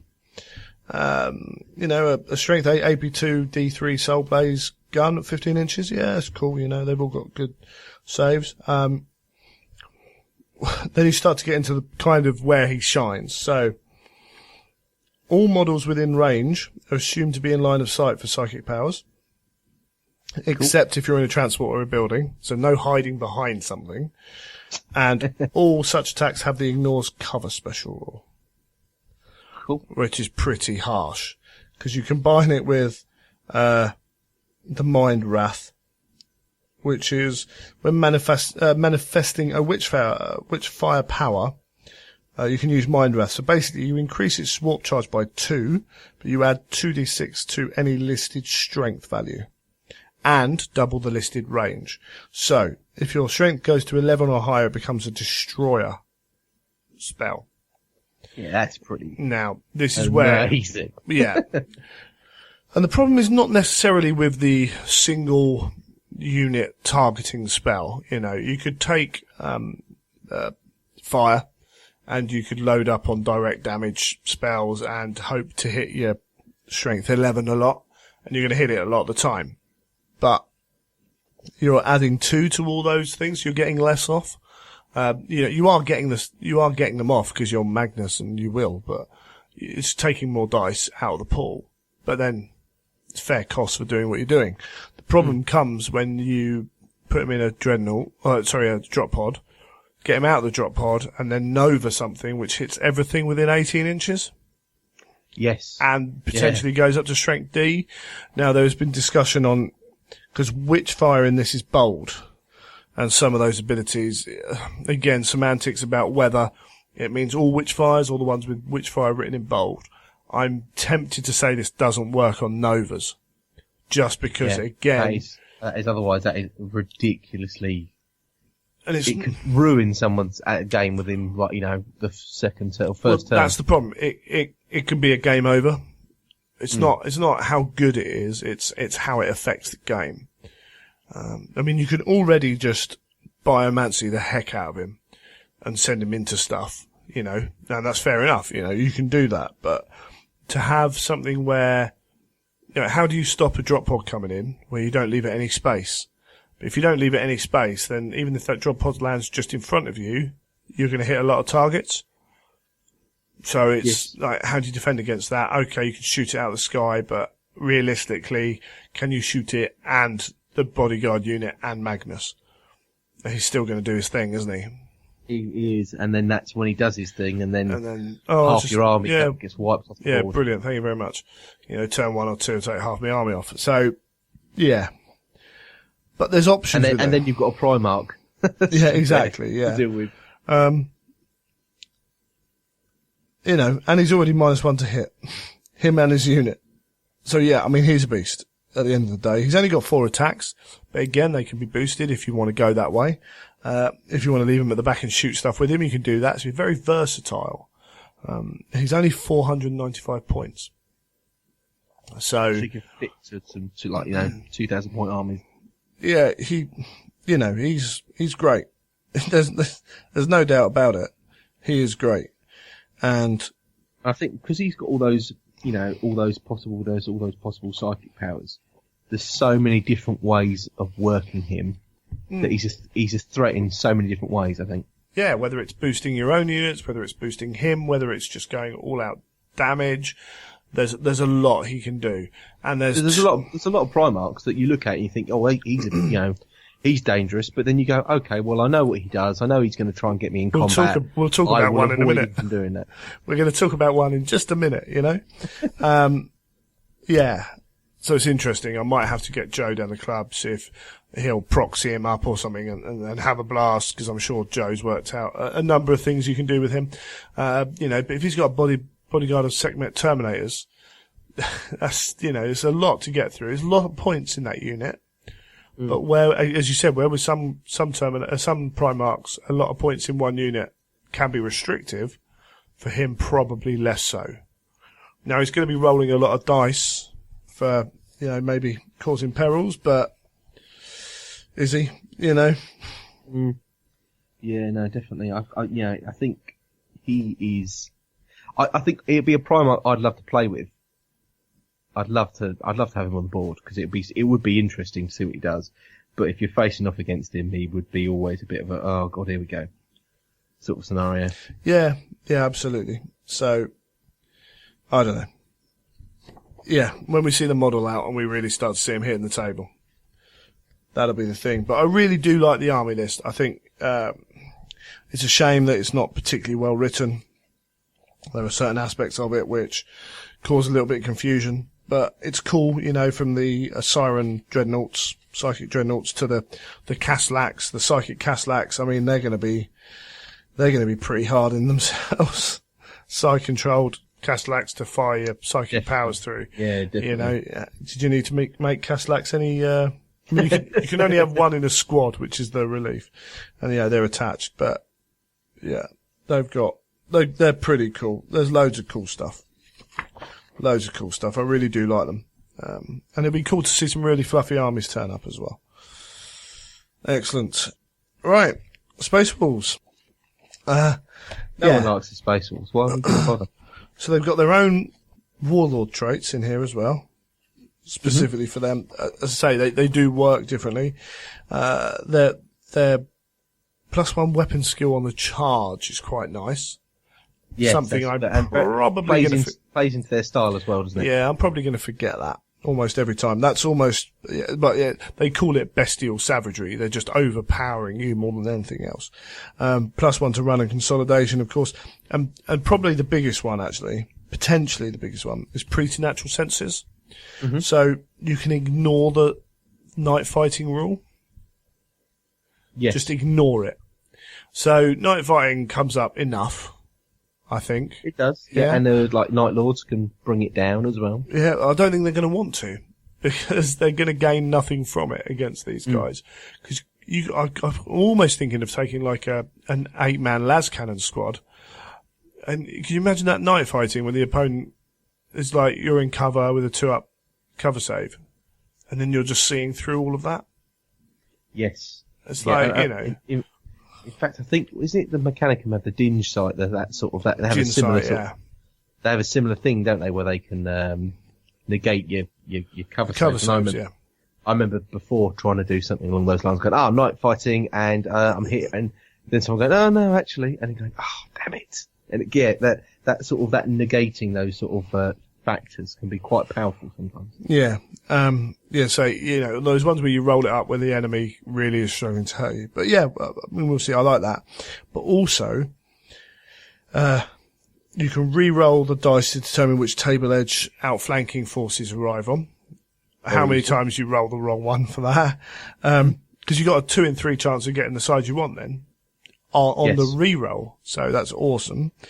And infiltrating models may not be set up within 18 inches regardless of line of sight. Which is really cool. I really do love that. Fits into the old fluff really well. Really simple. The interesting, again, we're down to how well the book's written. Really restricted in terms of what they're allowed. So HQs only. You must have 1 HQ per 1,000 points, per part 1,000 points, sorry. So, 0 to 999, 0 to 1,000, 1 HQ. Yeah, 1,001 to 99,999, 2. It should be 2,000 as well there, really. But there we go. And the first one must always be a Praetor or a Centurion. No matter if you've got Leman and Russ in the force or what. It's just the way the force is organised. So it's cool. So 3,500 points, you must have 4 HQs. You're allowed to break the HQ section of your Age of Darkness force org chart for it. But that's harking back to the old days of, used to have the 750 points per character for 40k, which was always confusing back then as well. But that confuses people. Particularly because the 2 named characters aren't named as Praetorian or Praetor or Centurion, which I think it's probably clear that they should be, and I will be allowing them to be used as that compulsory HQ slot. Because otherwise that becomes very hard to use them, doesn't it? Well, after that, you're allowed any HQ choice you want. So you can take it's the Rhinos allowed to be used as one, isn't it? The one that's in book 5 with the +1 to reserve rolls. The Command Rhino, the Demius. Something like that, yeah. So yeah, you can take one of them if you want, once you've fulfilled that single compulsory choice. And then you've got your various choices, because of course they've got their their priests are different than the apothecaries and all that jazz. So you've got a lot of options in there, although because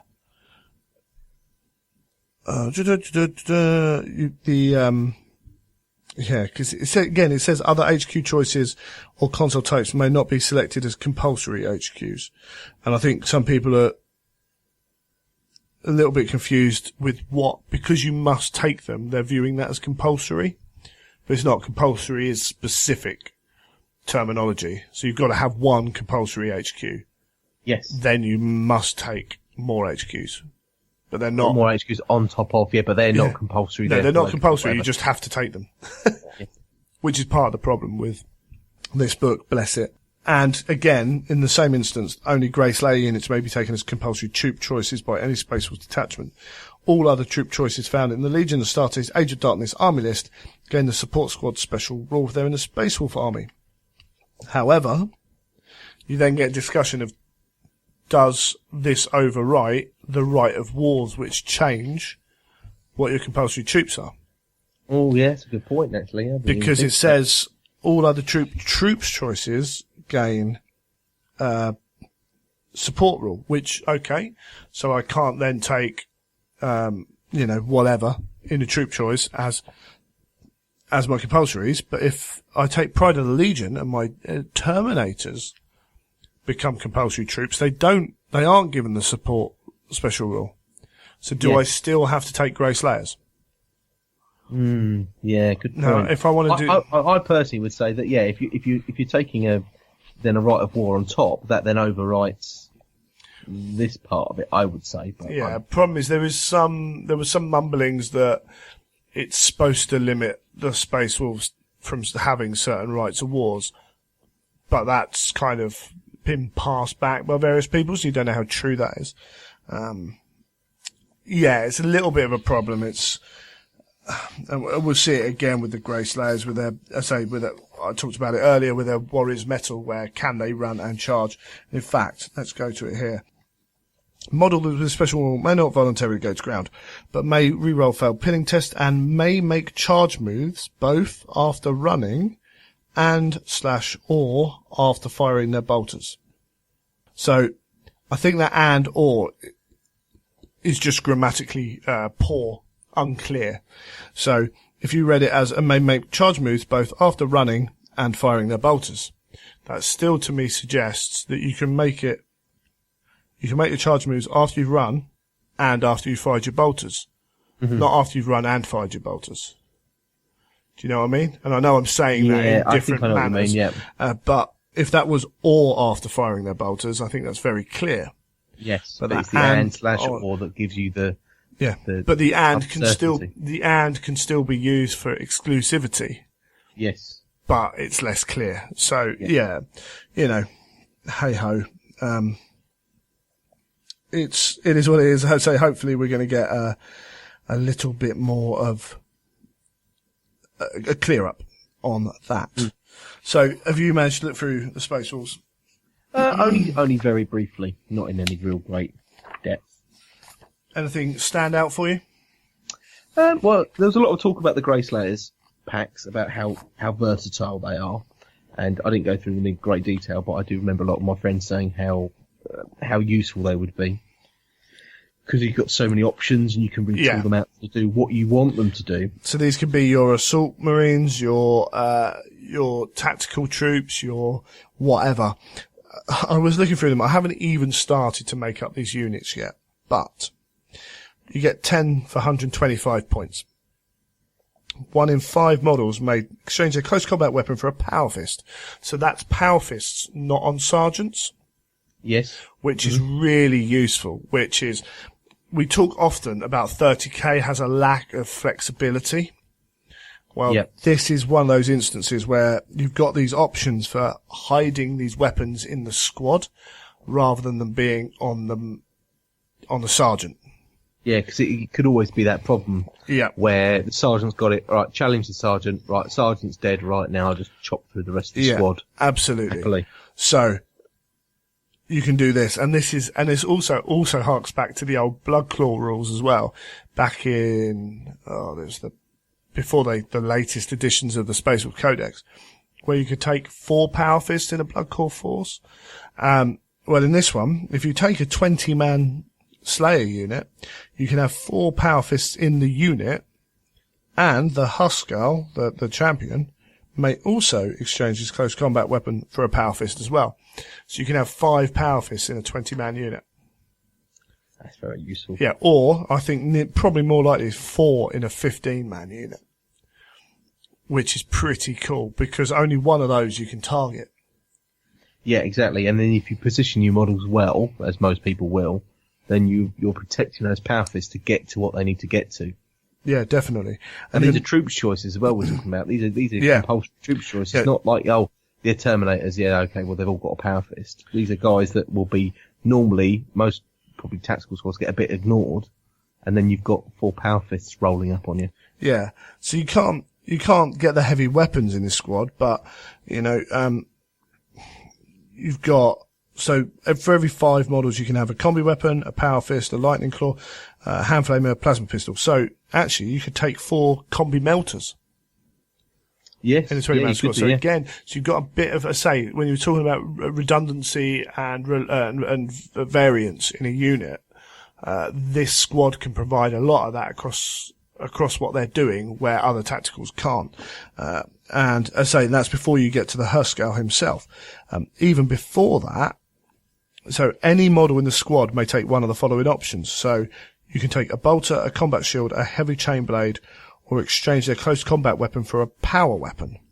So that's every single member of the squad may choose one of those options. So you can have some bolters, some combat shields, some power weapons in the unit. So stick some power axes in there. Yeah. Again, because mix that with a few Power Fists, you've got a pretty tasty combat squad. Yeah, hidden in the unit, and give a few of them combat shields as well. Yes. To be the people to take the hits. It's creating a very versatile unit with a lot. Again, it's just one of those things. I think you're going to have to play games to work out. It's going to change. Every type of army is going to want a different type of Grey Slayer unit.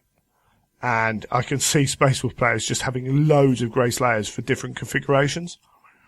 But you're right, 5 points each for a power weapon, for a power axe, 5 points. For if you get the charge in, a weapon skill 5 guy, he's only got 1 attack, but he's charging, he's got 2 at weapon skill 5. Mm. And that's before you get to the Howl of the World, whatever it is, Howl of the Wolf. Howl of the Death Wolf, which is re-rolling running charges, things like that, to make that more reliable, or the Bloodied Claws, which is where is it? Furious Assault for all Grey Slayers and Assault squads. Or the other one, Fury of the Pack, where you're getting +1 attack if you're charging a unit that's already engaged or locked in combat. There's lots of ways to get more attacks on those units. Exactly, and then they become very, very, and they've got the counter attack as well, haven't they? Counter attack. So even if those guys are getting charged, you've then got that ability of getting those extra attacks. So that guy with a power axe, he's still getting his 2 attacks. Yeah, a really cool unit that shows how different the Space Wolves were to everyone else. Didn't codify like the others do. Really highlights what's going on with them. Yeah, and that's, I mean, we talked about the Death Swarm pack, but we won't bother. We'll leave them for another time. I mean, talk about theming a unit. They're awesome. I love them. Again, they look great on paper. I think they're somewhat less useful than they look, but still very good, if you know what I mean. Do you think there was a lot of Space Wolf players that, this book came out and then they're just snapping arms off Marines, where they thought, I'll build my basic tactical guys. There were. And then gone, oh, here we go, right, snap. Yeah, but there were a lot of people doing that. However, you've got 20 tactical guys, you're still going to need units to standard objectives. So having a 10-man Grey Slayer squad, that can stand on objectives, maybe you do want to give them all bolt guns. Because you still need these people to do these roles, So, Who knows? Who knows? But yeah, it's very, very cool. Very cool. Geigel Failhand, nice. I like their two special characters are very simple, straightforwards, do their job, mess you up a bit in combat. A melee armor bane +2 strength initiative weapon is not bad for a Terminator. But then he's also got a heavy bolter, which is just thinks awesome. Having a heavy bolter, cool, it's just cool. I've seen loads of conversions of him actually. Oh really? I think a lot of people are going to be using him. Well, I think part of it he is just very cool. And armor bane is such a good rule as well, isn't it? So yeah, having that with +2 strength is pretty cool. And was it both he and any Legion of Astartes Space Force infantry within his detachment, within 12 inches of him, have preferred enemy special rule infantry? Nice. So, he's, and up to 3 infantry units in the same detachment can have scout special rule as well. So you can take some Varagir Terminators and you can just have them in someone's face right from the start with this guy leading them, with preferred enemy. Very cool. The priests are really good and you can spend loads of times looking at different ways to arm the priests. And I think people have already forgotten, some of the people have already forgotten that you can still take your Priest of Iron, your Forge Lord, Master of Signal, Praevian as Priest of Iron. Even just the Aether Rune armor is really cool. The ability to nullify psychic powers is very cool. Mm-hmm. And then we talked a lot about how Magnus is this flexible beast of a guy. Russ is 40 points less than him. Mm-hmm. And I believe the mathematics say that if Horus does a wound in the first round of combat, he wins the fight. If you want to go by pure averages, but if he doesn't do a wound, he loses it. Like, that's how tight it can be. Oh, really? I still kind of favour Russ a little bit in that fight. I would still probably favour Russ on the majority of that, because I think that you can look at probabilities, but it never always, I would always favour Russ on that fight. Any Primarch fight needs, it's basically, a lot of it's down to how many invulnerable saves you make. Yes. And it comes down to, Horus is the hardest fight for him, I think. And it comes down to making 1 or 2 saves on that first round. And if you make those saves, I think you're all right. Everyone else just tends to, the beauty of the Primarch fight is you need to keep making them take saves on their invulnerables. And most Primarchs have 4 or 5 attacks. You can get a few with 6. Angron can have more. But the problem with them, the problem with them is they've got to hit with all of them. They've got to wound with all of them.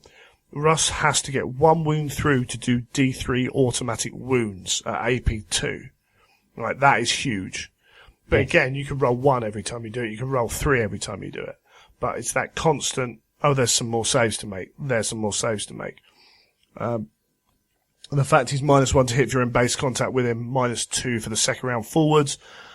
A lot of people were saying this guy's, he's overpowered. He's overpowered. Well, immediately, a unit of 10 Terminators, you can arrange it so that not many of them get into base contact. And if you've got a 4-up invulnerable, he's got 6 attacks, 7, he's going to do some damage, but if you make a few saves, you're still going to have some power fists that aren't in base contact with him. Now the key thing there is he's still weapon skill 9. So if they're non-elite Terminators, they're still hitting him on 5s. Mm-hmm. But it's still going to hurt if you've got enough attacks on him. Now, there are ways that I was very facetious that night when I said trying to work out ways of taking down Russ and struggling. People are like, destroyer weapons. Yeah, they do work, Plasma doesn't work as reliable as it does with some because he's got a 3-up save against plasma weaponry, invulnerable, which is awesome. That is quite cool actually, because most people would use a plasma gun squad as a bit of a go-to, maybe. Yeah, but I mean, if he's dropped 10 plasma gunners down and rapid fire him, he's still going to have to make a lot of saves. But it gives him a little bit more of a chance, The fact he can split his weapons attacks as well, which is really cool. So if you need to try and instant kill stuff, although you have got your sword doing the extra stuff. If you need to be strength 8 for a reason, you can be strength 8. And that's got Sunder as well. You know, again, he's got a AP3 gun. They're all roughly the same, aren't they? They all work within the same kind of remit. Yep. They've got, he does what he does. He will ruin, the other thing with that D32 is you have got to roll over their toughness on 2d6. So in Primarch fights, it's not as reliable as maybe it's put across all the time. Mm-hmm. You know, particularly someone like Mortarion, but then I think you hurt Mortarion enough anyway to not need it. But this is a guy who's not afraid to go up to any. He kills Scoria, and Scoria causes problems for Primarchs. Yes. Yeah. You know, but all the time he's not in combat, he's only bringing +1 leadership to your army and changing your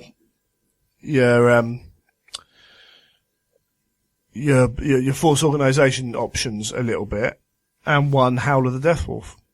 Yeah, so you've got to get him into combat and start getting some good kills, otherwise it's a big point sink, isn't it? Yeah. So then you're working out how to get him into combat. If it's a Dreadnought, if it's, as we said before, if it's a Cestus Assault Ram, a Storm Eagle, a Dreadnought, a Spartan, or something else. Now, as soon as they put a Spartan down with Russ in it, there are ways of stopping it. Now, it's a Spartan, it's not going to be easy, but most people are accepting the fact they're going to face a Spartan, so they try and have something to deal with it. Mm-hmm. Okay, that doesn't work. Right. Well, back off. Move away from him. Have you got a cheap unit that can keep him occupied whilst you're doing something else? You know, maybe you sacrifice maybe it's not your warlord, maybe it's someone else, and you move them away from the rest of your line to try and pull him away from the battle. There's things you can do that really limit what Russ can do. Now, Russ, once he gets out the Spartan and runs and charges and whatever, has he got that, actually?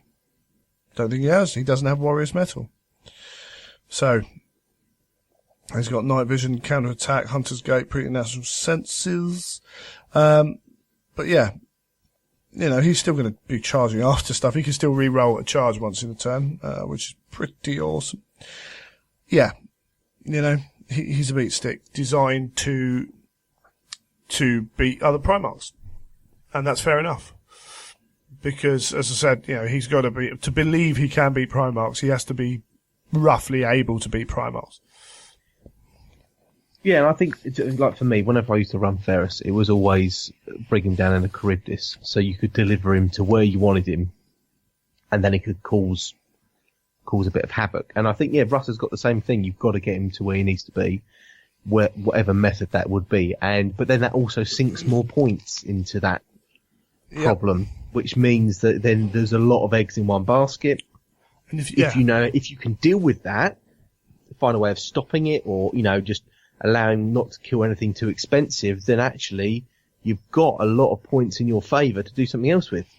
If Russ does nothing for 2 turns in a 6-turn game, and there's 5 objective markers on the table, then not only has he done not a lot for 2 turns, his unit might not have done a lot, and you can put him away from objectives, and he hasn't got as many scoring units to get the objectives with. Yes. So there are ways of playing it, and people need to be aware of that, cognizant of that. It's part of the game. It's a basic tactic. Is when do I need to fight? When do I need to run away? When do I need to sacrifice a unit to do what I need it to? Sometimes you just got to march a unit up the table, run it even, so that it's too far to go round. That unit has to attack your unit, and they're only going to gain about 4 or 5 inches. Yeah, because exactly. That is reducing board control is a huge aspect of any kind of game like this. It's knowing where you can keep your enemy. And, you know, it's part of the game. And sometimes actually, if you are later on in the game and you do run your Primarch into Russ, has Russ got enough time to kill your Primarch? Or... Yeah, because it can take several turns, and even with, you know, a bit of a Primarch killer like Russ is, your Primarch's probably going to survive a good 3 or 4 rounds maybe of combat. Yeah, I mean, again, it comes down to dice, doesn't it? But Yeah. if Russ has got a bodyguard, can you take the bodyguard out and then can you move your Primarch in? Okay. Maybe accept the challenge with someone else. Or maybe accept the challenge with your Primarch, protect your unit from getting hit. And again, they're piling in, not in base contact. Yeah. Exactly, there are things you can do. There are things you can do very simply to do that. But it's going to be just cool seeing him on the table, running around stuff. Hopefully people bring him for London Heresy and Magnus, where he might be out. No, he won't be, will he? Because there's talk that they're out. Magnus is out at Warhammer Fest. I don't know how true that is. But no. Well, I mean, that's what Tony Cottrell told us. So I don't know how true that is, or I don't know how well that's been stuck to, or was a dream. Yeah, and there was also information put out that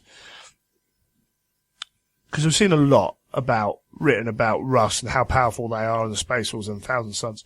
This is Russ at his peak. This is Russ, at the end of the Great Crusade was swanning around doing whatever he wanted to do. The whole term of the heresy, he just ran into fight after fight after fight. And so he's not the same. Angron particularly, at the end of the Great Crusade is one of his weakest moments because he just doesn't care. He's got nothing to live for pretty much. So they were saying that Angron has been written that way because he's not at the peak of his powers. Now, when we see Angron again, it's probably after his apotheosis. So he might be hugely good, but all the Primarchs are written to reflect where they were at that point. Yes, indeed. So there is a difference between the Primarchs for that. And sometimes, points are just not going to be right. And I do sometimes wonder if 40k has undervalued psychic powers in the whole of the last two editions. Really? Yes. I mean, I know when when Demonology came out, everyone going, what? Absolutely. So, yeah. And invisibility, Yeah, oh God, yeah. Yeah, if Magnus can make himself invisible, then all of a sudden that 495 point model is worth a lot more than that. Yeah. Then that's just one psychic power. So, yeah, there's a lot to be said for that. Inferno's great, so I'm not going to go fully into detail and lists and stuff until we've had a play and probably do a Legion review on them. But actually, even this quick chat's been an hour. So it's a lot of detail to go through, isn't there? There's loads of stuff. And as we know, it's an £80 book this time. But there's lots to talk about in there. And as I'm a fan of saying, we'll probably add it to the Drinking Games t-shirt when I make it. It's not about price, it's about value. Indeed. So, it is. I get the value out of it. I'm happy to pay it. Cool. All right, we'll take that break. And we'll come back and we'll talk to Lex. We'll see Neil at the end of the show.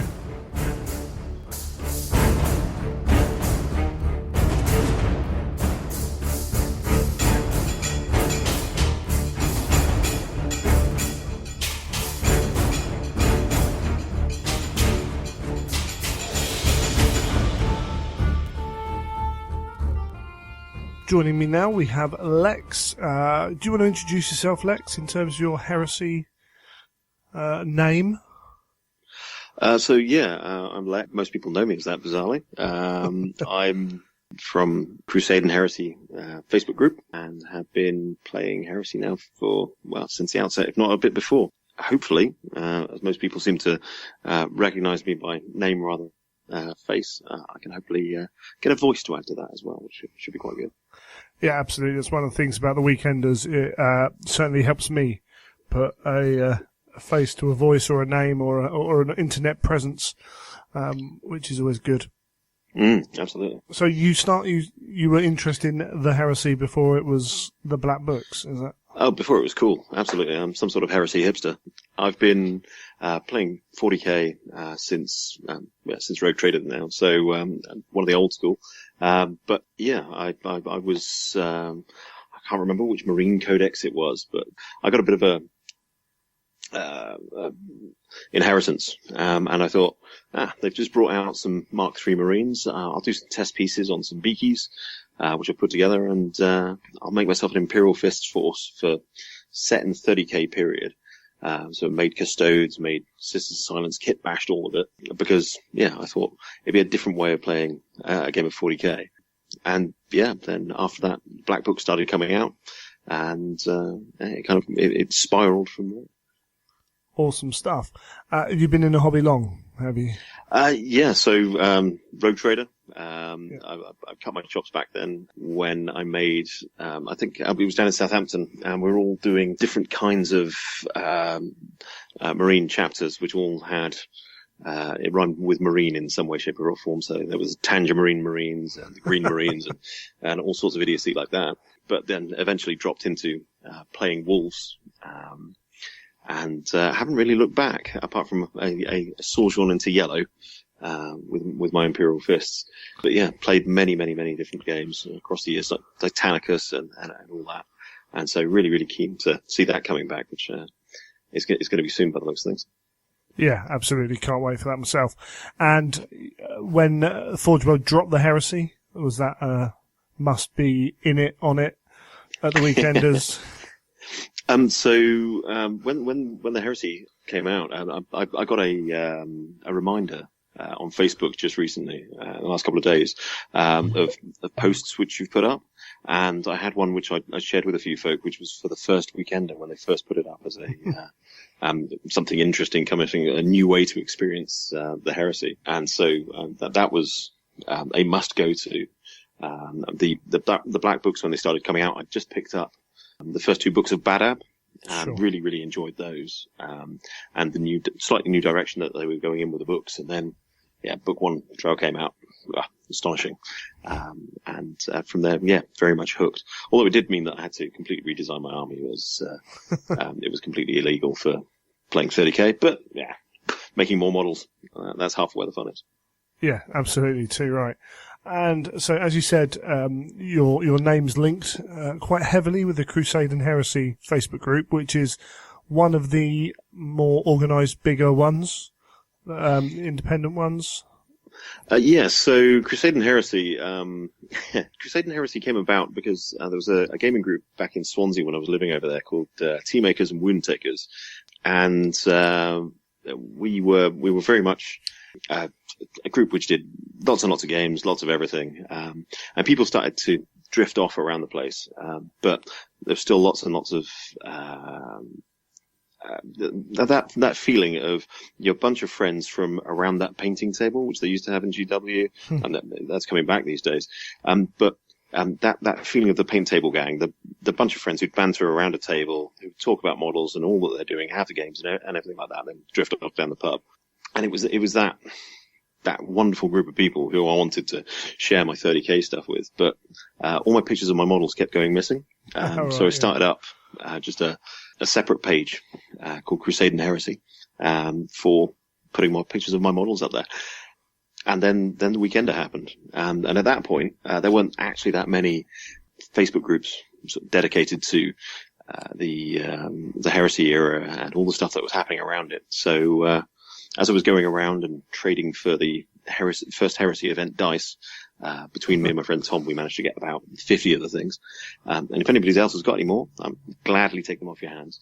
But as we were going around, people were asking if there was anything that people were doing for the Heresy at that point. And so I was like, well, I've got this Facebook group, Crusade and Heresy. If people fancy coming along and talking 30k stuff, then happy to. And it sort of took off from there. So there's now 2,500 plus people, all being keen for the Heresy, and all posting through a place where I was trying to keep my models so I could know where they are. So I still can't find my models, but we've got this really great community which we try and keep that same idea of you're still a bunch of people who are hanging around the same painting table, having that same mentality of positivity and enjoying everybody else's hobby, and hopefully that still comes across.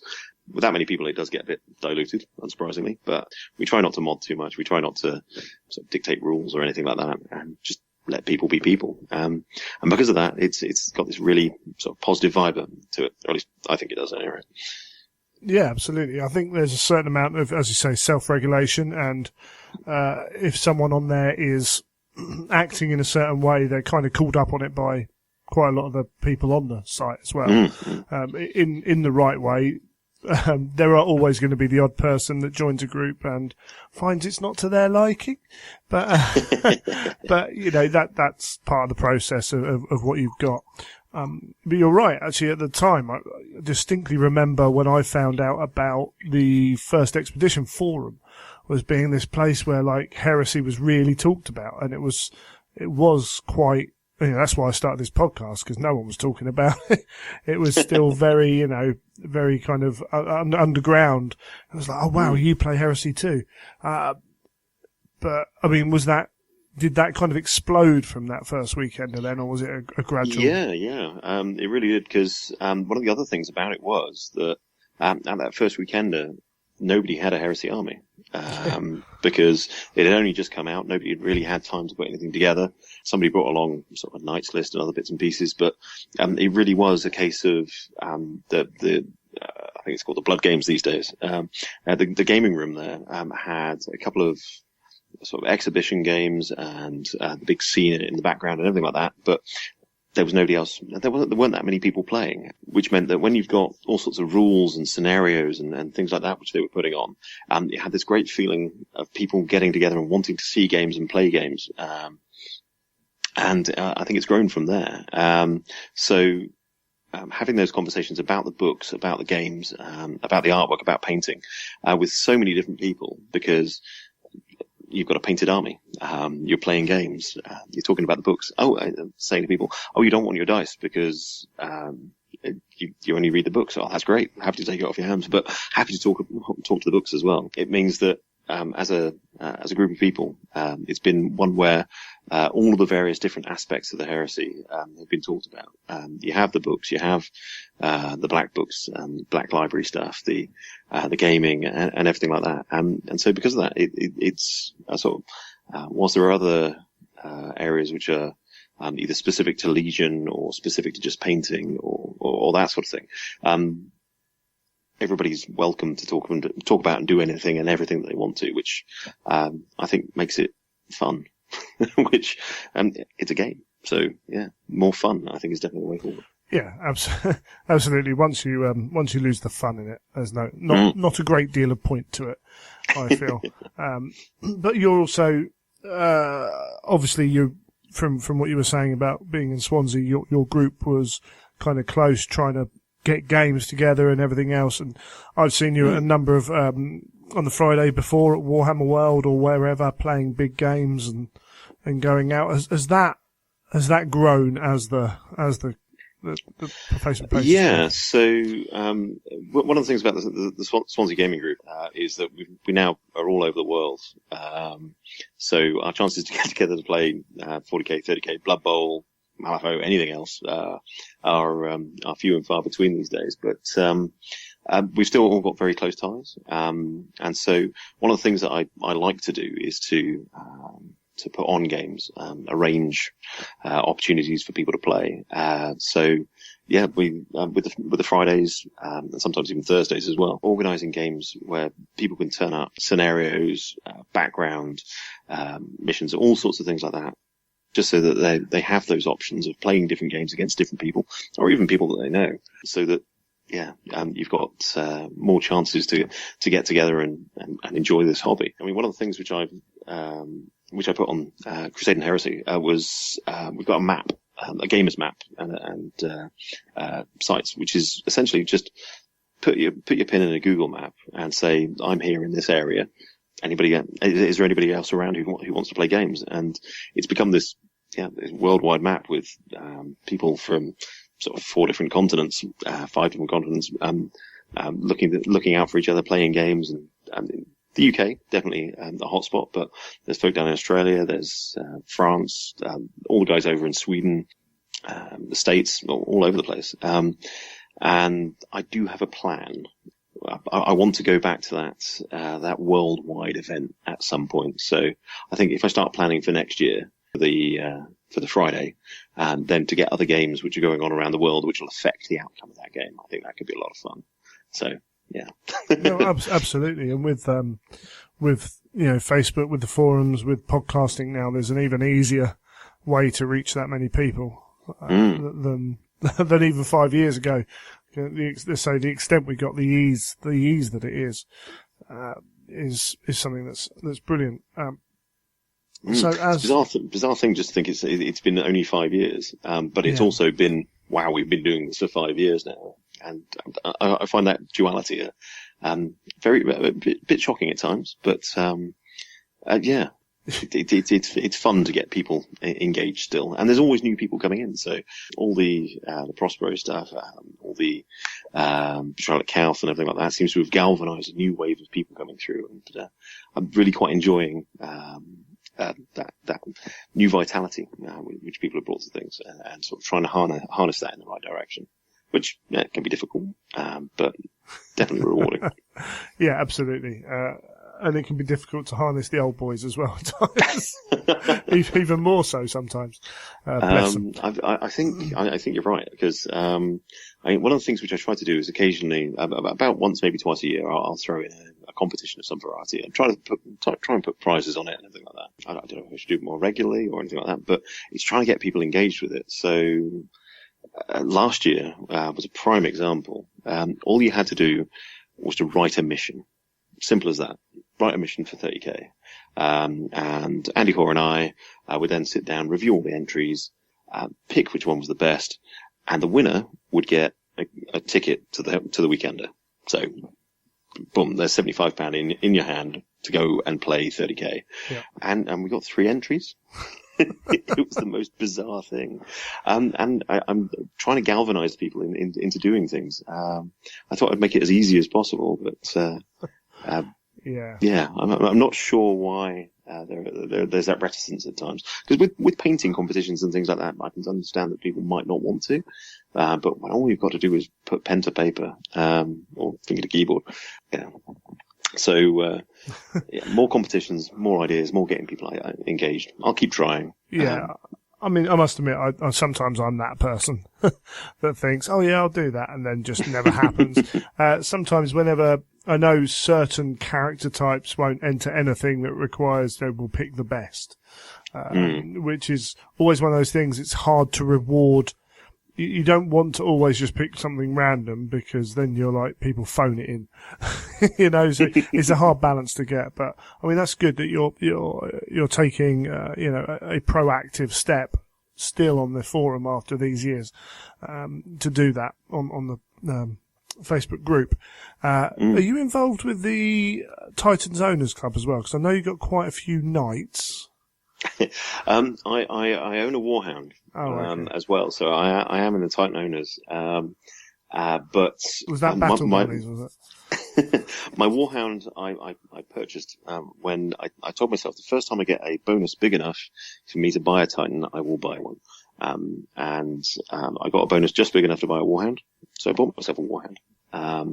And as yet I have I built. Well, no, I haven't even built. That'd be a lie. I've cut the pistons to the right 1 foot, and cleaned that foot up. So that foot is pristine and waiting to happen. But, fair enough. Okay, yeah, I think I was getting confused between a number of the other things going on. So you're one of the main guys on the forum, and you require some help to admin that. Are these guys from your original gaming group, or are these people you've met through Facebook or? So generally, it's people I'll have met at some point. I tend to find that if you know somebody face to face, then you've got a better idea of what they're going to be like online. Sure. So the three main guys which I talked to, 2 of them I know from Swansea. So we've got James Pascoe, who's a machine when it comes to painting, basing, and everything like that. I think he has a problem, which means that he just paints and does amazing things with conversions and all sorts of stuff constantly, just to put everybody else to shame. So really, really, really nice guy, and looks like Count Jericho as well. Just a rub it in. And then we've got Alex Ainsworth, who's another guy from Swansea. We were working in the same office, and it just happened that he was reading one of the Black Library novels at the bus stop on the way home from the office. So we got talking about Heresy, which was great. So he's a rabid world eater.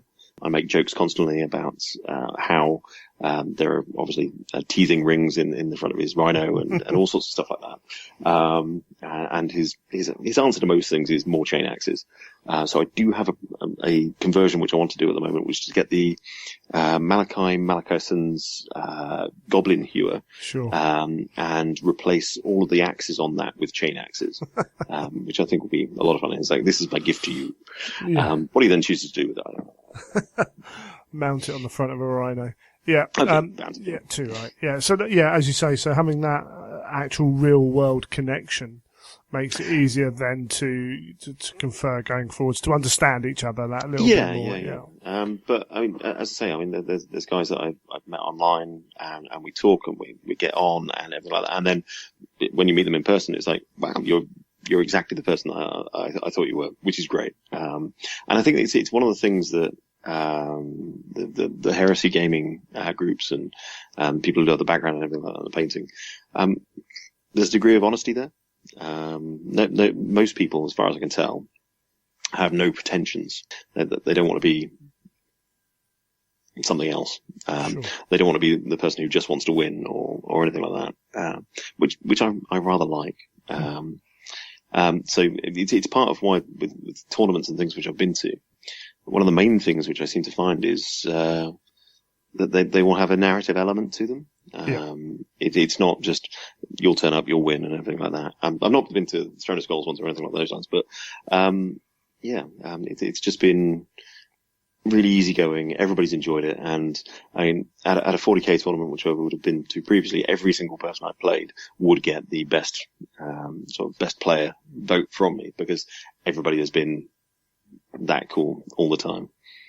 Yeah, I think there's definitely a much higher percentage of that, for sure. There's always those people. You're always going to meet them in the walk of life at some point, but hey ho, you crack on. So we've got this, got 2,000 members, people posting on there every day. I'm lucky I can look at Facebook while I'm at work and see something news going on all the time. Those rare problems you have, I mean, you said you've not had many. Have you ever had any real, what are the worst, what's the worst thing about being the admin on Crusade Heresy? I mean, I consider the worst thing to be when I'm doing when I'm putting up a competition or doing something like that, and I get no buy-in. Sure. That's my least favorite thing. I think. I mean, I've had any time that I try and moderate anything, if I have to, if it gets to that point, it'll be a conversation. I'll try and have a conversation with someone. And then I've had people trying to troll me whilst I'm trying to have a conversation with them about why you want to be moderated and why you want to do things and anything like that. And it's this bizarre thing. I've got a small niche on the internet, which there's a bunch of people who turn up and want to play with. And because I try to have a conversation rather than just autocrating, you will do what I say. It's become occasionally a case of people saying, "Well, no, you're just trying to massage your own ego by by trying to get people to buy into what you're saying." It's like, I don't think so. No.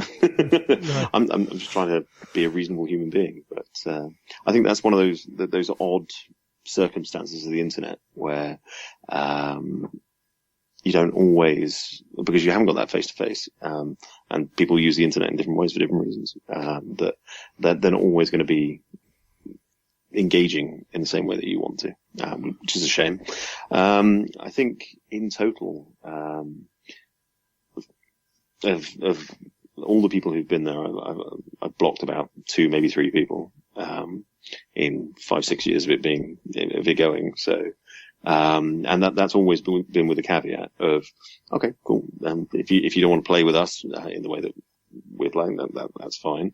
But if you change your mind, then come back, apologize, and all sins forgiven. Which is, I hope, a much more reasonable way of doing things. So, and of those 3 people, one of them has changed their mind, turned around, apologized, come back, and is now a useful and productive member of society. So, I like to think that we're doing it in the right way. Yeah, and that's good. And at the end of the day, you've got to draw a line somewhere, and it's if you make a group, it's up to you what that group represents. If people don't want to play by your rules, then they should be looking somewhere else anyway. As you say, the internet isn't always so logical, but that's very much that's so. just. I mean, it is at the end of the day. It's my house, my rules, and my rules aren't written anywhere really. So I don't know if that's a positive or negative thing. It seems to be a useful and positive way of engaging people. But occasionally people would like to try and test the boundaries. Yeah, I think Wheaton's law of "don't be a dick" is it's a useful one. I mean, it's very simple and it covers all manner of sins in various ways. But yeah, no, absolutely. And as I say, I've been on it for a while. A number of my friends are on it, and it's sometimes a lot of these situations will resolve themselves on the thing anyway. So yeah, that's really cool. You haven't got plans on starting any more Facebook groups or anything, have you? Not currently. More events and things like that. So sure. I've got an idea at the moment, which a couple of guys and I were bandying around tail end of last year. So the first one is we want to do a pre-Heresy game, which is us versus Orcs, and we're in the process of putting together a Orc codex for that, or an Orc black book, as it were. Yeah. And so we've got a secret group which we're doing that on, and then once that comes to fruition, then at which point we'll then start sorting out the event. It was originally supposed to be next weekend, but that's gone by the wayside. It's one of those things that, as I say, I love deadlines and the whooshing noise they make as they go past. But so that one's one which we're working on, because it's Crusade and Heresy. We want to have that Crusade element in there as well. It's one of the reasons I quite like the Primarchs books at the moment, because they're all very Crusade based. Sure. The other part to it, which we want to do, is conversions. So I want to run a Zone Mortalis weekend, and the idea is that turn up, bring your Zone Mortalis 1,000 points or so. But this one's really one for the guys who like sticking different bits of kits together. Sure. The idea is that you're going to go in there and convert the hell out of every single model. So everything's going to have a story. Everybody's going to have a name. Everybody's going to have all these different bits and details. So that one, I can see that one kicking off in the next month or two, possibly in time for having it finished, or at least some of the models being used for the Ruination games, which are being in October, I think it is, in Cardiff, which sold out in no time at all, which was amazing. I'm glad we've got a ticket for it. Cool. Brilliant. Yeah, there's a few systems on that. Maybe I'll chat to you later after that, actually, about that, because there's loads of cool stuff. There's loads of cool ways to play the game, and that sounds pretty interesting to me. So the idea of these kind of segments is to show how people get involved in the community side of organising. Very much, I do hear sometimes, I can't do this, I can't do that, I can't do that. Well, actually, there is something you can do.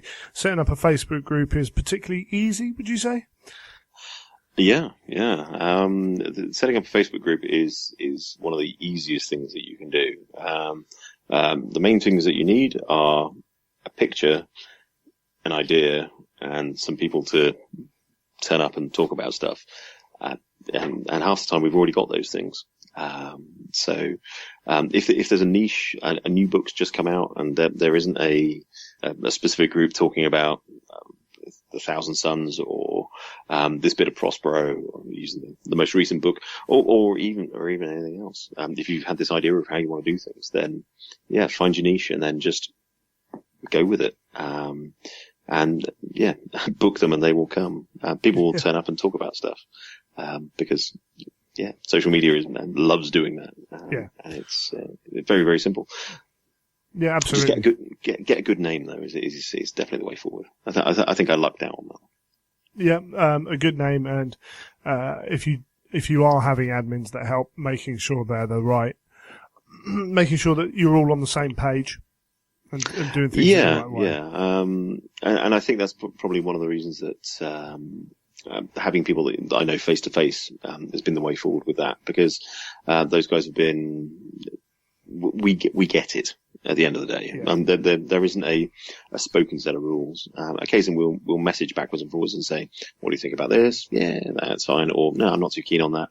I mean, some people are staffers, which we know on the boards, and therefore, because of that, having that consideration for other people and what they're going to do, can often be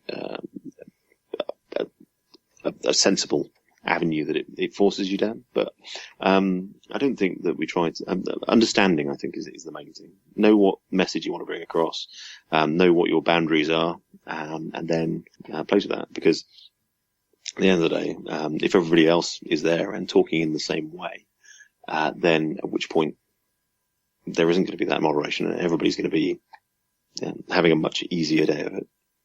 Yeah, definitely right. So things like if you've got a location where there's no centralized heresy chat, if you've got, as you said, a specific idea or something out there that hasn't yet been catered for, there are three very immediate things that, maybe there's need for a Facebook group.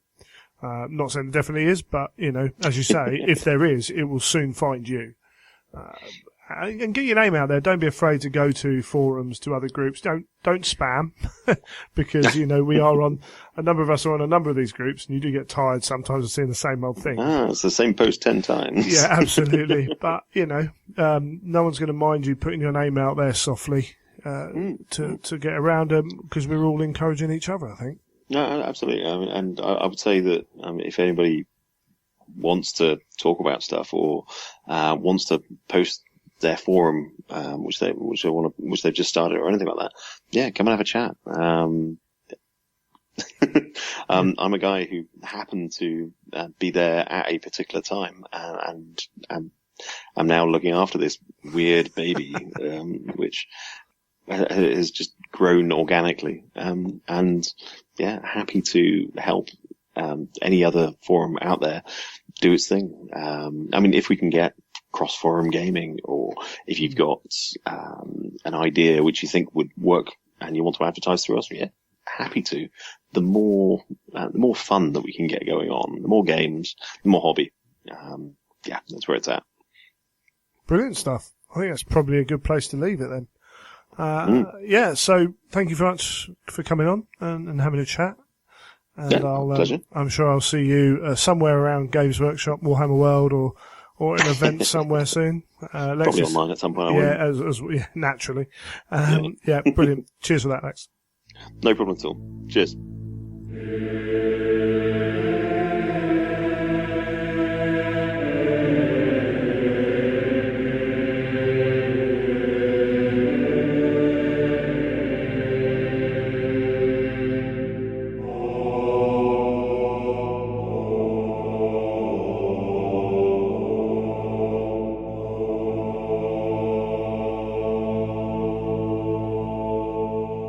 Well, joining me once again, we have Michael from Tracker Words. Hi, Michael. Hello, Greg. How are you doing? I'm very well, thanks. Excellent stuff. So, as promised, we're going to go through the first two Primarch novels. So, Robute Guilliman, Lord of Ultramar, and Leman Russ. Well, I can't remember what it was called now. The Great Wolf. The Great Wolf, that's the one, yes. So, we're going to go through both of them. The first of the real kind of outside I know we've had books outside the heresy, but these are the first two. This is a new series outside of the heresy, and a real statement of we will do heresy stuff, not under the numbered heresy system. Yeah, definitely. I mean, they're quite clearly labelled as the Horus Heresy Primarchs, They are intended as Horus Heresy products. But yeah, I think it's a clear delineation between this and the numbered series. They're a different format, they're different length. But yeah, you're right. It's a statement.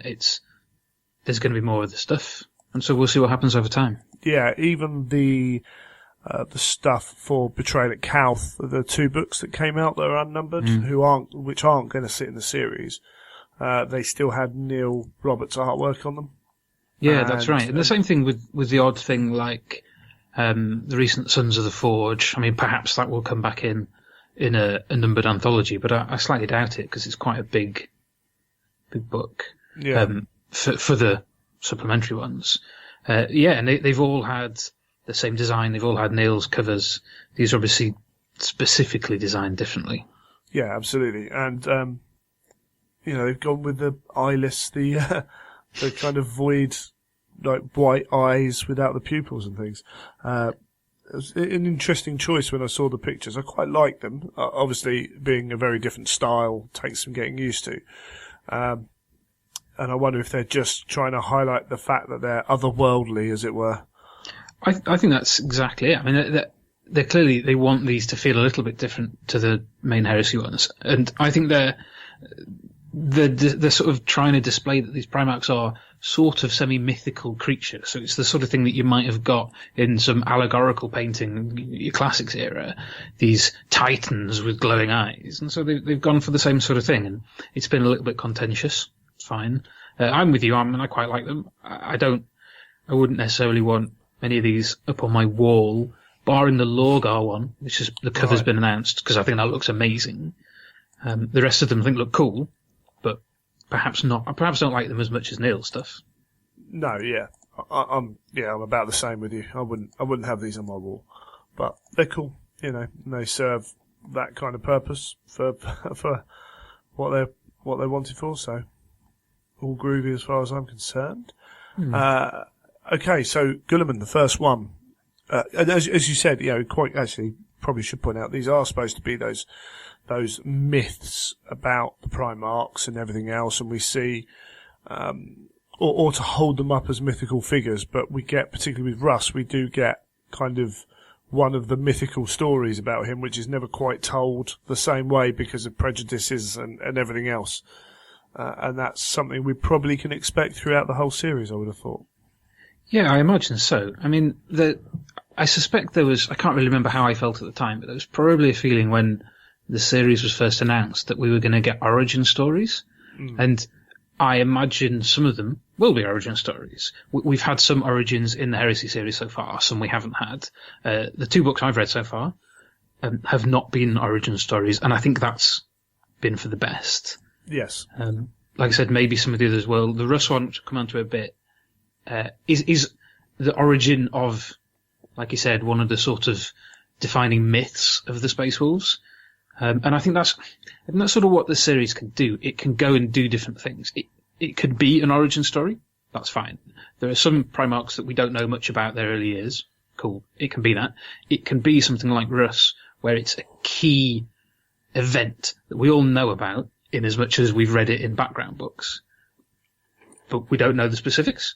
Or it could be something like Guilliman, where it's not a specific, like, really important named event in his history, but what it does instead is sort of take a look at how he works and how he impacts on his legion. Yeah. So I think these books can be different things, because they're not the Primarchs' origins or anything like that. They are just about the Primarchs. So some of them might be during the Heresy. We've had these 2 have both been set in Great Crusade, largely. Yeah. Some of them, I'm sure, will be within the Heresy. Some of them may well be post-Heresy. And again, it gives Black Library the freedom to tell the right stories for each character. Yeah, we know that Perturabo's going to have part of the book is going to be an origin story. At least we have found that out. Just before we go into the books, do you think that Black Library, even after these 18 books are done, do you think they will manage to resist the call of including all the origins of all the Primarchs at some point in the near future? I think near future, yeah. I don't think they feel, from my perspective, of how this sort of stuff's come across, I don't feel like they're bowing to pressure with this. I think they're willing to say we're still going to tell the right stories for each character. So I suspect by the 18th book, we won't have every Primarch's origin. I mean, we haven't really had much about Russ or Guilliman, unless I've missed stuff in the Heresy, fundamentally looking at their origins. I think this is going to be a series of 18 books, and then maybe we'll get origin stories whenever we figure out what's going to happen next with the Heresy turning into a setting. Yeah. So there being the Horus Heresy as a not a numbered series, but something else. And I think that's great, because this can keep going. We've talked before, and people talk all the time about how Heresy can be a setting, clearly is for the games, can be for the fiction. If there's a good reason to tell Guilliman's story on Macragge, and I think it probably is, because we've got hints at him and Connor and what happens to Connor, his sort of adopted father. That sounds quite interesting. That can come later. Yeah, and I feel that something like Russ's will be a straightforward kind of telling, much like the Lions. You know, they were found, they were brought in, they dominated, they took over, on a feral world, where when they were found, they were still part of that culture. You could tell sagas about them, but not necessarily have the actual kind of going to that world is not out of the ordinary in terms of that. They might have hunted down the big creatures, but that's about it that you can do. Yeah. But I can see them being included in stories down the line, even if it's like a flashback. I can see at some point them deciding to actually, let's have all the story out there for the origins, because I don't think the origins are as much coveted as some of the other secrets that they will keep safe, if you know what I mean. I think that's probably right. Interestingly, you mentioned the sagas. For Russ, it strikes me that a really good opportunity would be to tell the sagas of Leman Russ in the style of an oral tradition. Yeah.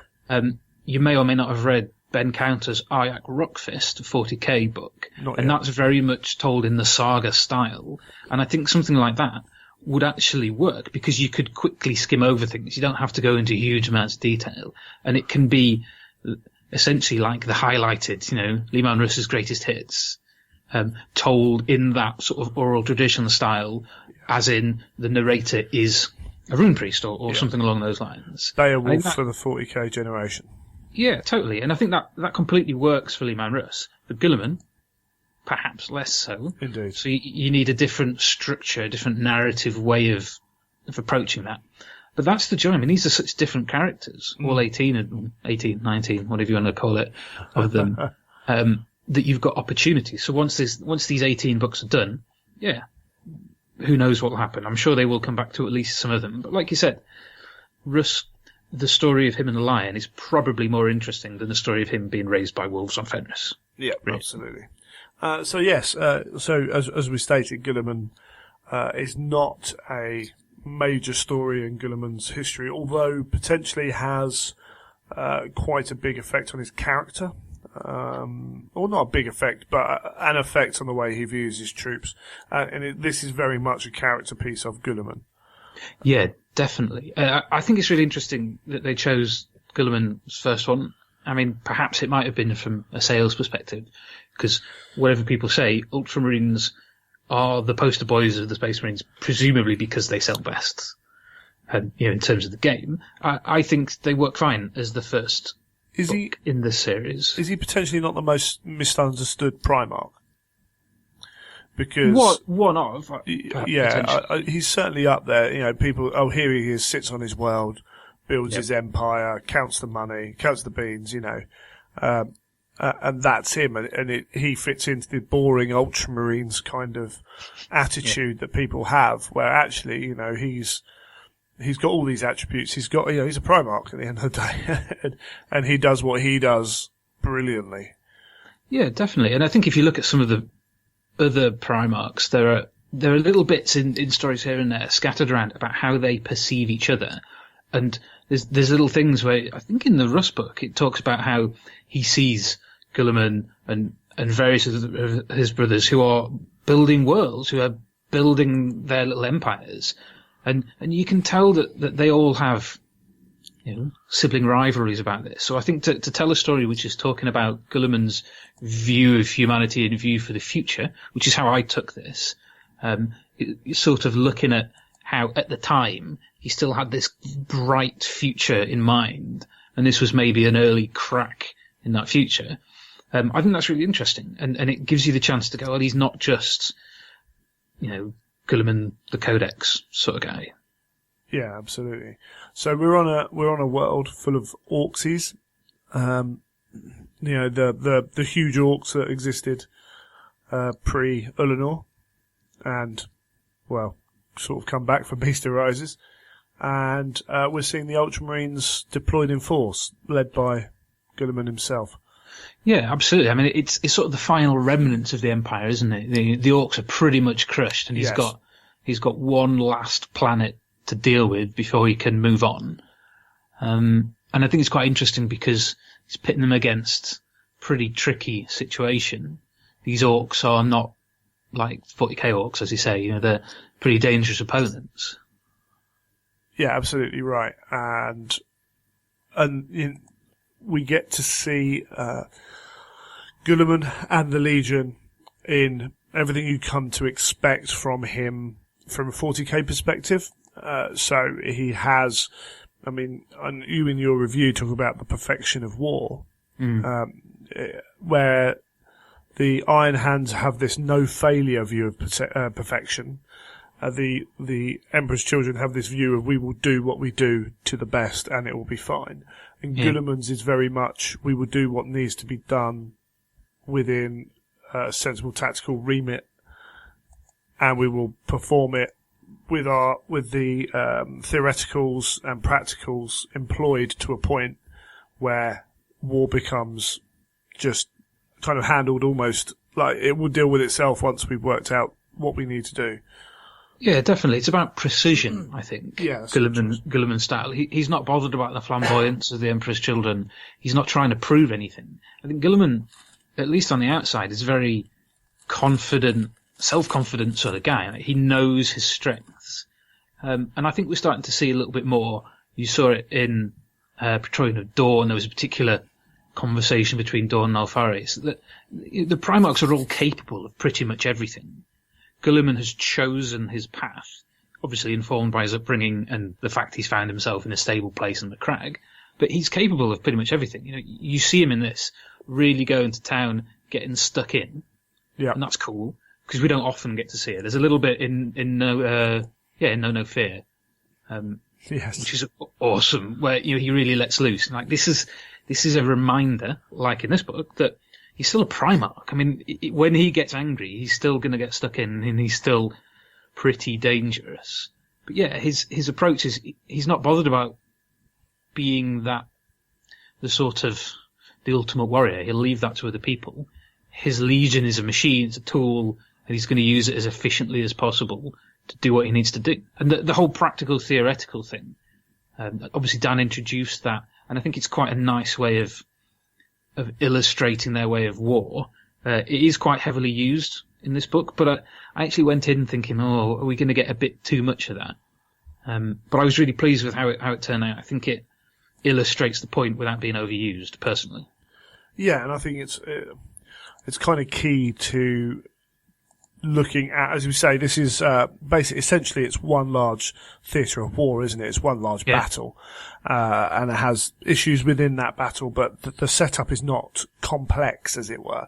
What we're looking at is the way the Ultramarines as a legion and the characters within that, how they react, how they process what they're seeing, and how it affects who they are and what they think they are going forwards. So, yeah, we get this interesting piece looking at, as we said, a character piece. This is very much questioning the Ultramarines, even with hints of what's to come.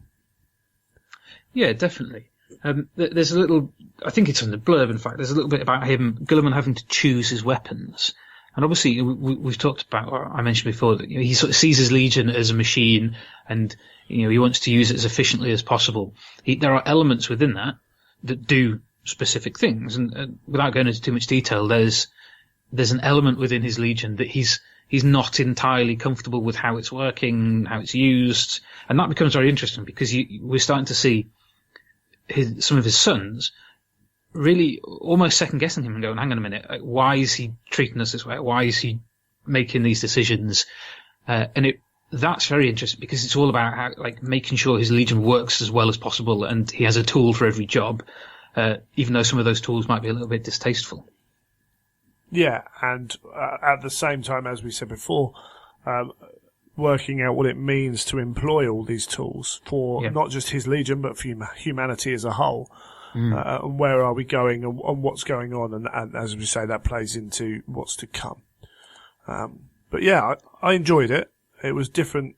I didn't really know what to expect, and it was nice to see the way that it was depicted as this without, it wasn't too bolt-upon-y. There was plenty of action, but it was broken up.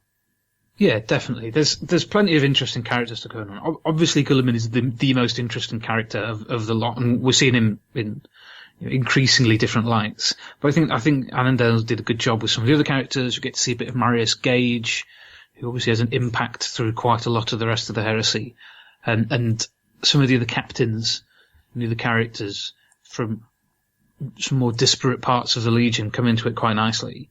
So that there is, like I said, loads of character stuff. It is very much a character piece. But yes, when they get stuck in, it's pretty visceral stuff. Yeah. And it is. I can't come back enough to the fact that when you see Guilliman really getting stuck in, when he gets whatever his power fist is called, and really goes headfirst in, it is deeply satisfying watching him tearing through orcs like this.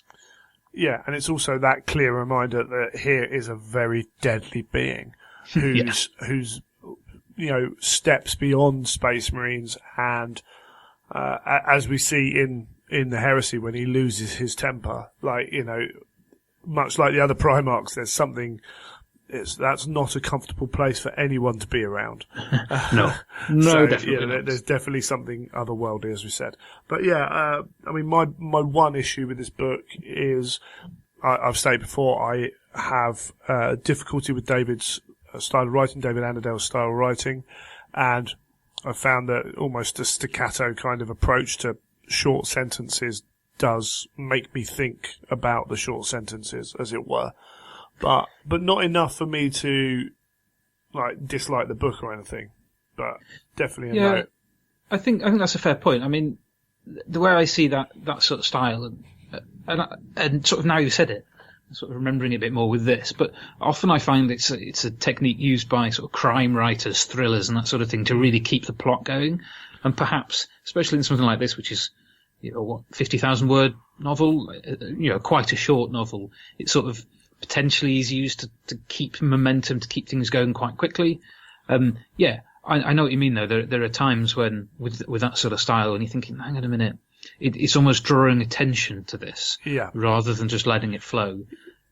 It's definitely something to be interested to be thinking about, and I'm interested to see if that continues with some of his other stuff that's going to be coming out. But I think that's a fair criticism. It definitely works better in an action scene as well. Because it's punchy, and you kind of get this rhythm of battle, as it were. But it's one of those things that just sparks my brain, and some people it will, and some people it won't, and absolutely, that's the nature of the beast, isn't it? Brilliant. Anything more we should say about Robute Guilliman? What was it? Lord of Ultramar. Yeah, I don't think so really. I mean, it's a good start to the series. I think the Ultramarines and Guilliman is a perfectly good choice, and I like the fact that it's, like you said, it's a single thing. It's a narrow focus, and it's an instant, clear message that these are not going to be wide-ranging heresy books with super complicated plots. They're focused. They're telling a story and doing a specific thing. And I think you have to go into these books, especially these sort of shorter books, with that in mind. And I think that's a good setting out the stall for the series. Yeah, absolutely. Okay, we'll move on to Leman Russ, The Grey Wolf by Chris Raitt. I'm sure this was one you were looking forward to when you heard about it as a Spaceful fan. Oh yeah, definitely. And I think actually, Guilliman was by himself. It was his legion with his troops. This one and Magnus. Magnus features the Iron Warriors, Perturabo. Okay. And this one obviously features the Lion as well as Russ. So there's almost as much in there for Dark Angels fans as there is for Wolf fans. Obviously, there's a perspective difference, but I think it's pretty well dealt with. Yeah, I agree, and I think we've literally just talked about these being a single event, and Russ largely is doing the same thing with perhaps a more involved sort of cast. But what I think Chris has done really well with this is avoided the temptation to go, look, I'm just going to focus on the scrap. So the plot being of Leman Russ, that it's revealing what happened, at least from Russ's perspective, of when him and the Lion ended up coming to blows. So the big fight that we all know they had, and that's rolled out into this rivalry between the legions and then the chapters all the way through into 40k. So it could easily have been the equivalent of a Space Marine Battles book, just focusing on one thing. And probably that would have appealed to some people, and probably, knowing Chris, it would still have been really good. But I think what he's done really well is wrap it up in something that's actually quite complex, even though it's still a relatively narrow focus. And he's done that by not actually focusing entirely on Leman Russ. It was a little while ago that I read it, but from what I remember, it's as much written from the perspective and the viewpoint of Jorin, the Wolf Lord of the 13th Company, or the Jarl, I should say, not Wolf Lord in those days, as much written from his perspective as it is from Russ. And I suspect that might not appeal to everyone. But I thought it was great because you got to see how Russ is actually really sort of characterized by the rest of his legion and vice versa. It's so interlinked. And this guy, is he the oldest living retainer of Russ? One of his early sort of chieftains, commanders from Fenris. Yeah, so this actually, we should say the book starts after these events, well after these events. Yeah, it's bookended, isn't it? So you start off in post-heresy and you end in post-heresy. Yeah. And then the main thrust of it is this particular battle's not even the right word, this particular campaign, I suppose. Yeah. So if you haven't heard of Yorin Bloodhound, that is why, because he's not, a major player in the heresy per se. But as you say, he's the oldest of his retainers. And you get, at the start, you get this approach of Russ where he's not the simple creature that people like to play him out to be, for sure. And then you go back into the fighting where he gets to enact being that simple creature, as it were. But yeah, it is really interesting. The campaign against is it Dulanians? Yeah, the Tyrant of Dulan. Yeah. Which is really interesting. Having just read Inferno and all background for that, these guys know what they're about and can cause problems to the Space Wolves. Yeah, definitely. And it's super interesting that these are humans. So they're not fighting against some Xenos species. These are technologically comparable humans to the Imperium. They just won't bend the knee.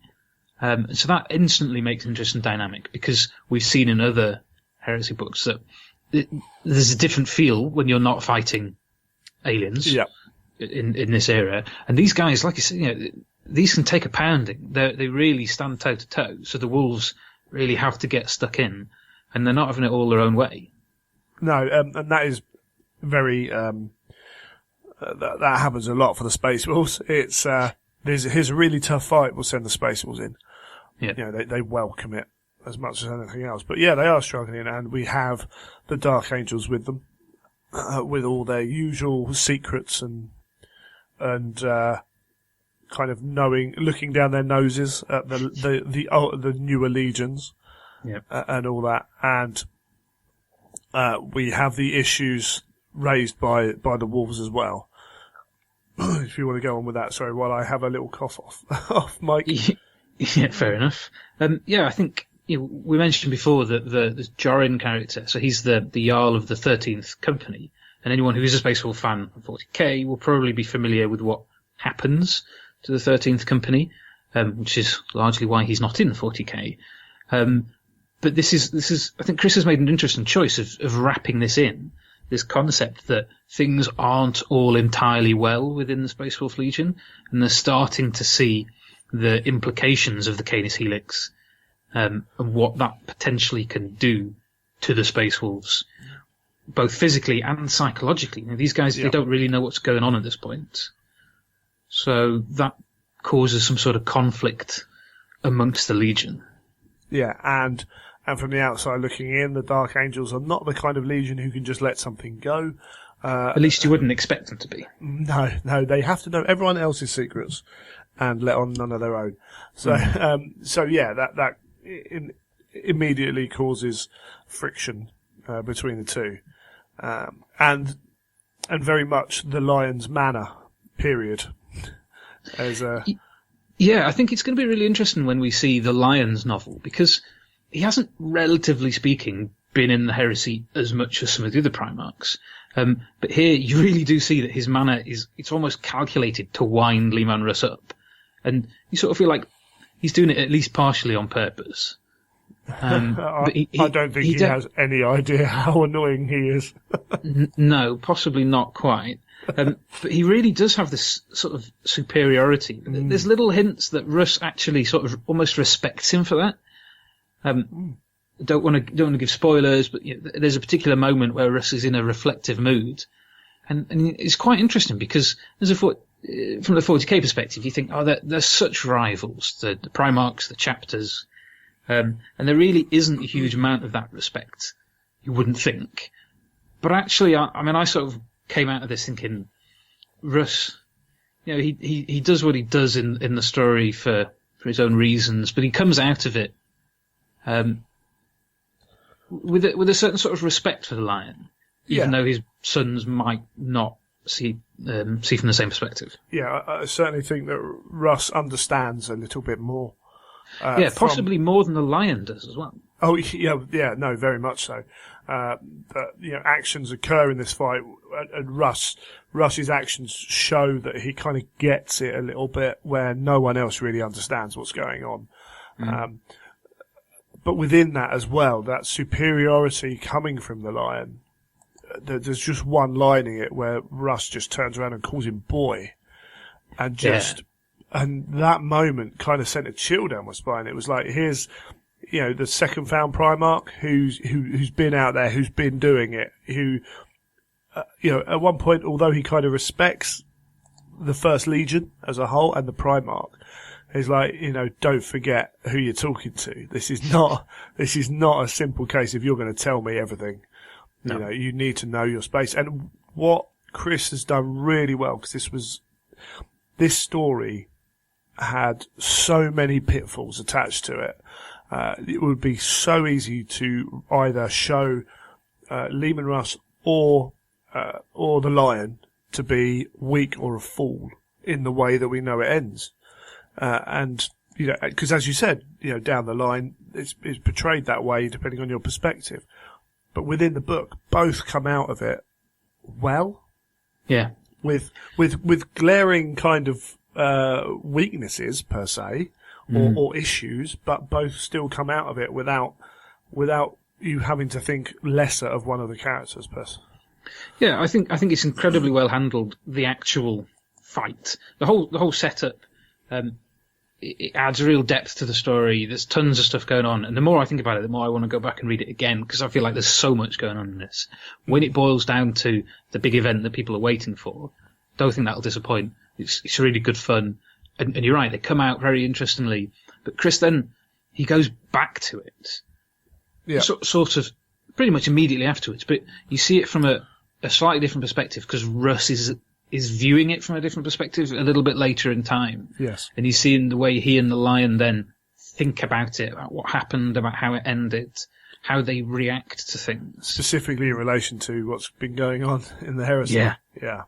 Absolutely. And you mentioned the boy line with a sort of shiver. I think there are a few points like that. So the whole thing, the either side of it, there's a real sense of sadness, I think, to this, that you wouldn't expect naturally from Russ, because he always seems this buoyant, vibrant sort of character, and occasionally already we've seen him a little bit down, like in Wolf King.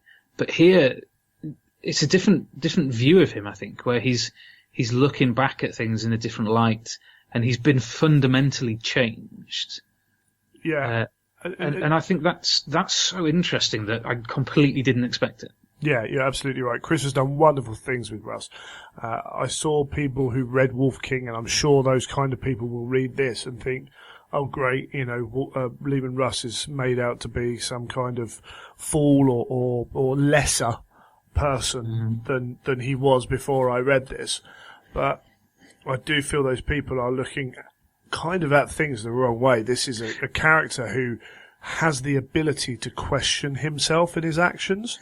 Yeah, definitely. You have to look a bit deeper than the surface. If you literally skim the surface, then arguably I can understand why someone might come to those conclusions. But I think you're right, and they're missing the point. But, with the greatest respect, people are entitled to their opinions, obviously. But yeah, I think there's more to this. All those people inherently don't. They're kind of maybe there's a bit of machismo in it. In that, this bloke, he's wondering why he did that. Just get on with it. Well, no, that's not necessarily a healthy way to be. But I mean, that's putting, that's projecting. So, but I wonder if for some people there is an element of that. But yeah, Chris has done brilliantly with this, and I could see stories tying back into aspects of Grey Wolf quite easily. I agree. Yeah, brilliant stuff. Anything more on the Wolf King, on the Great Wolf before we? I don't think so, really. I think we've been pretty clear that it's really good. I mean, I mentioned in my review, the only thing I can think that people are going to be disappointed by is the fact that it isn't Leman Russ front and centre for the entire novel. But I think that works in its favour. Read it, see what you guys think. Get in touch if you disagree. Yeah. But it sounds like you agree as well, and I think it's just we're getting a bigger picture by doing that. Yeah. So I can see why someone might be disappointed, but I don't feel that way. No, absolutely. I think nuance on a character is much better than your character smacking down everyone that comes his way. Yeah. That gets dull pretty quickly. Yeah, agreed. Excellent stuff. Well, we'll leave that there then, and we'll come back and we'll see you again next episode talking about something else, I'm sure. Yep, looking forward to it. Brilliant. Cheers, Michael. Thank you.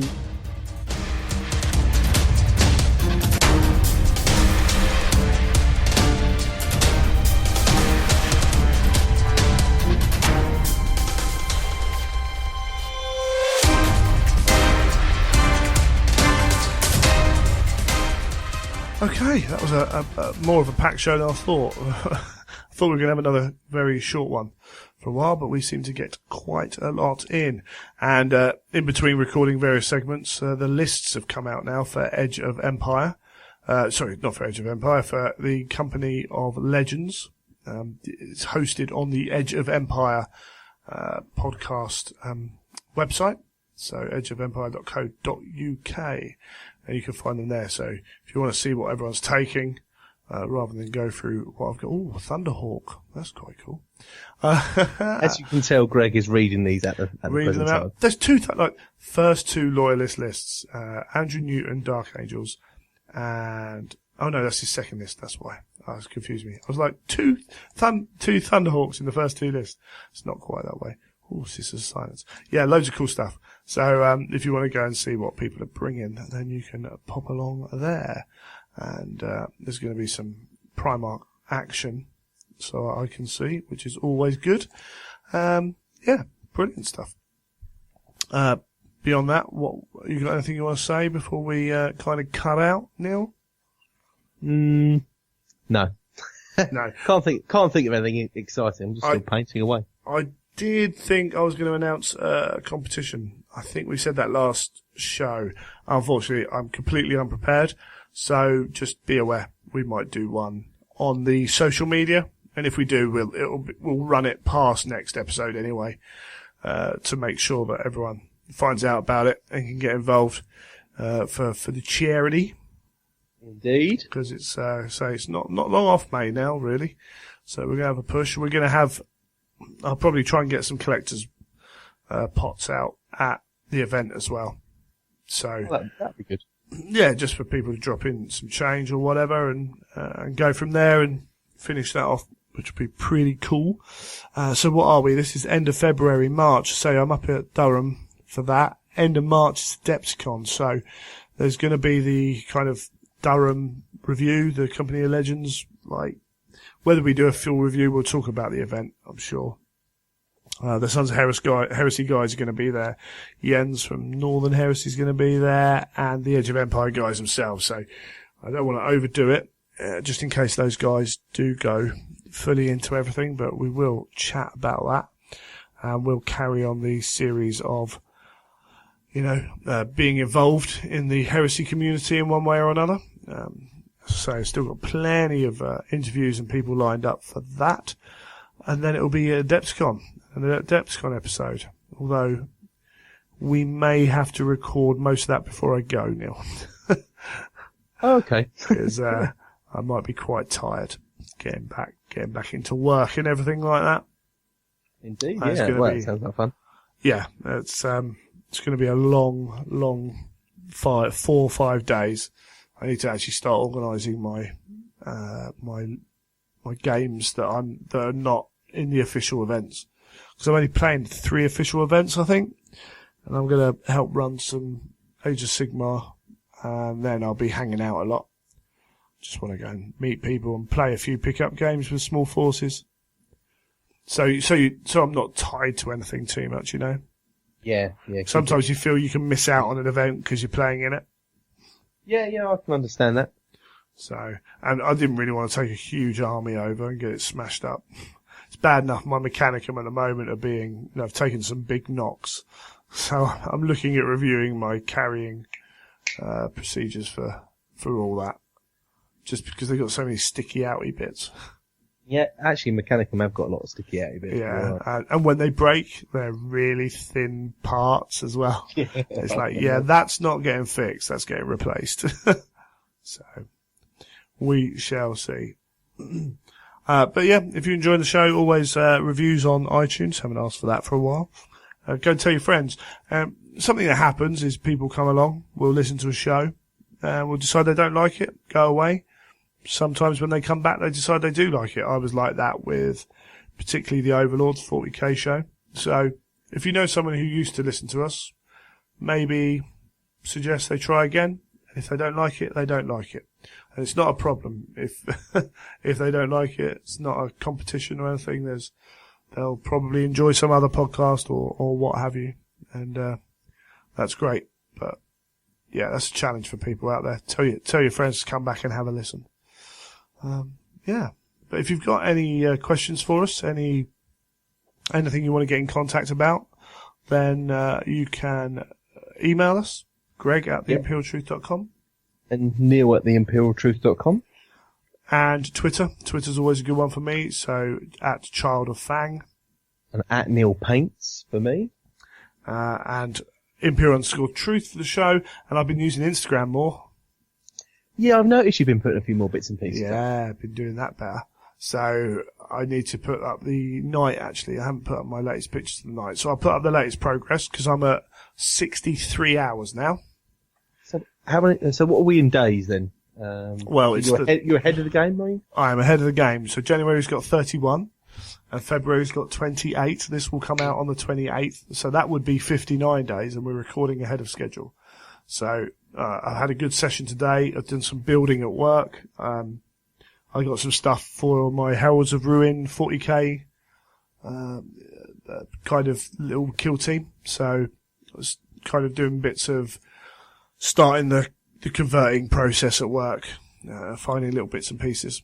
And also, typical Games Workshop, in April, going to the South Coast Grand Tournament, which is a 200-player Age of Sigmar event just north of Portsmouth, which is going to be awesome. And the new Stormcast book's dropped, and now I want to change like 3/4 of my list to new models. So whether that happens or not, that's going to be an interesting one to find out, because lists have to go in like a month before. So the chances are it won't change as much as I want it to, because I won't have the time. But there's plenty of hobby to get done. And as I say, so we're recording this weekend. I've got next weekend off. No, sorry, next weekend is Company of Legends. Weekend after that is the full 48 hours overtime at work straight through. One weekend before I then fly out to Chicago. So lose that Chicago weekend, and then I'm in April. And that weekend will probably be spent with the missus, keeping her happy. And then it's only 2 weeks later that I'm at South Coast Grand Tournament, and it's only 3 weeks after that I've got, I'm running the London Heresy. So there's plenty to be done.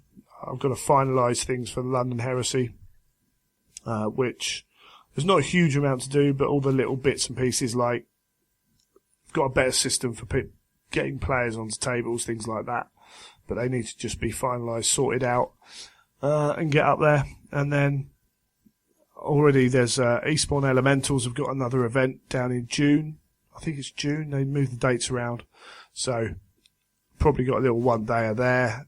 You know, it all adds up. And then I've got to hammer on the rest of the events I'm doing for the year as well. Then all of a sudden that's half the year gone, isn't it?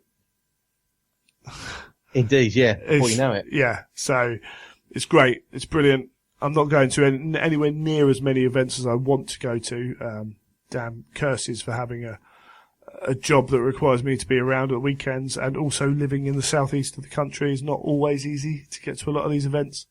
So, yeah, I got invited to the Salisbury, one of the Salisbury events, I think it was. It's like, that's a long way from here. It's like, it's long enough to be, no, I'm not bothered. Unfortunately.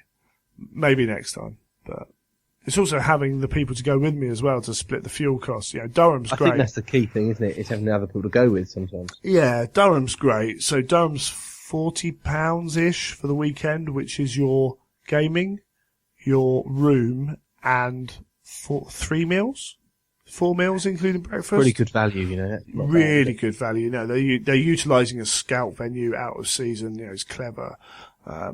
Yeah, it's going to be brilliant. So actually, although it's like a 7-hour drive probably, and the fuel it takes, it's still cheaper than going to an event an hour and a half away and getting a hotel, or 2 hours away and getting a hotel.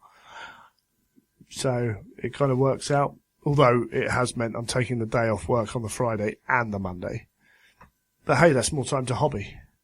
Exactly. Look at it in a positive way. Lay in and then hobby. So yeah, you know, these things are to take into account. Kind of possibly look at going back to trying to keep a date free to go back to maybe a Games Workshop event. Got the Black Library Weekender coming up, which I'm desperately hoping doesn't fall on the date of another event I want to be running. Because I might, I'll have to decide that one as soon as I know. Yeah, there's loads of stuff to do. And that's listening to, I think I was listening to the Varangian Heresy today, and they were talking about an event in, I can't remember which one it was now. It's probably Malmo. And I was like, oh, yeah, could hop on a plane and be over there in less time than it would take me to get to Durham. So, yeah, it's quite tempting. So yeah, if you do want to sponsor this podcast, so I can do it full time, feel free. That's the dream. It's the dream, isn't it? The dream is to have that one uber celebrity follower who wouldn't mind just like, yeah, here's, you know, however much, and it's nothing to them. But I won't hold my breath. Yeah, that's a good idea. We'll crack on. So yes, I think that's about it. And as I say, next show will be a bit of Durham, more books, more stuff, more Neil talking about painting Corax. Yeah, there'll be a lot more of that to come. That's what we got for the next 3 months. I think it's quite a popular little thing, is your progress. You need to put some pictures up on Instagram. Yeah, I wanted to get a leg done. Okay. We got that much time. That's month 1, is do one leg. Yeah, okay. Cool. I'm not so sure that adds up time-wise. I don't think it does, no. You have to put the hours in. Awesome stuff. So, yeah. Thanks for talking Inferno, Neil, and doing the homework. Yeah, you know, I'm all about the research, me. Awesome. You have been listening to The Imperial Truth.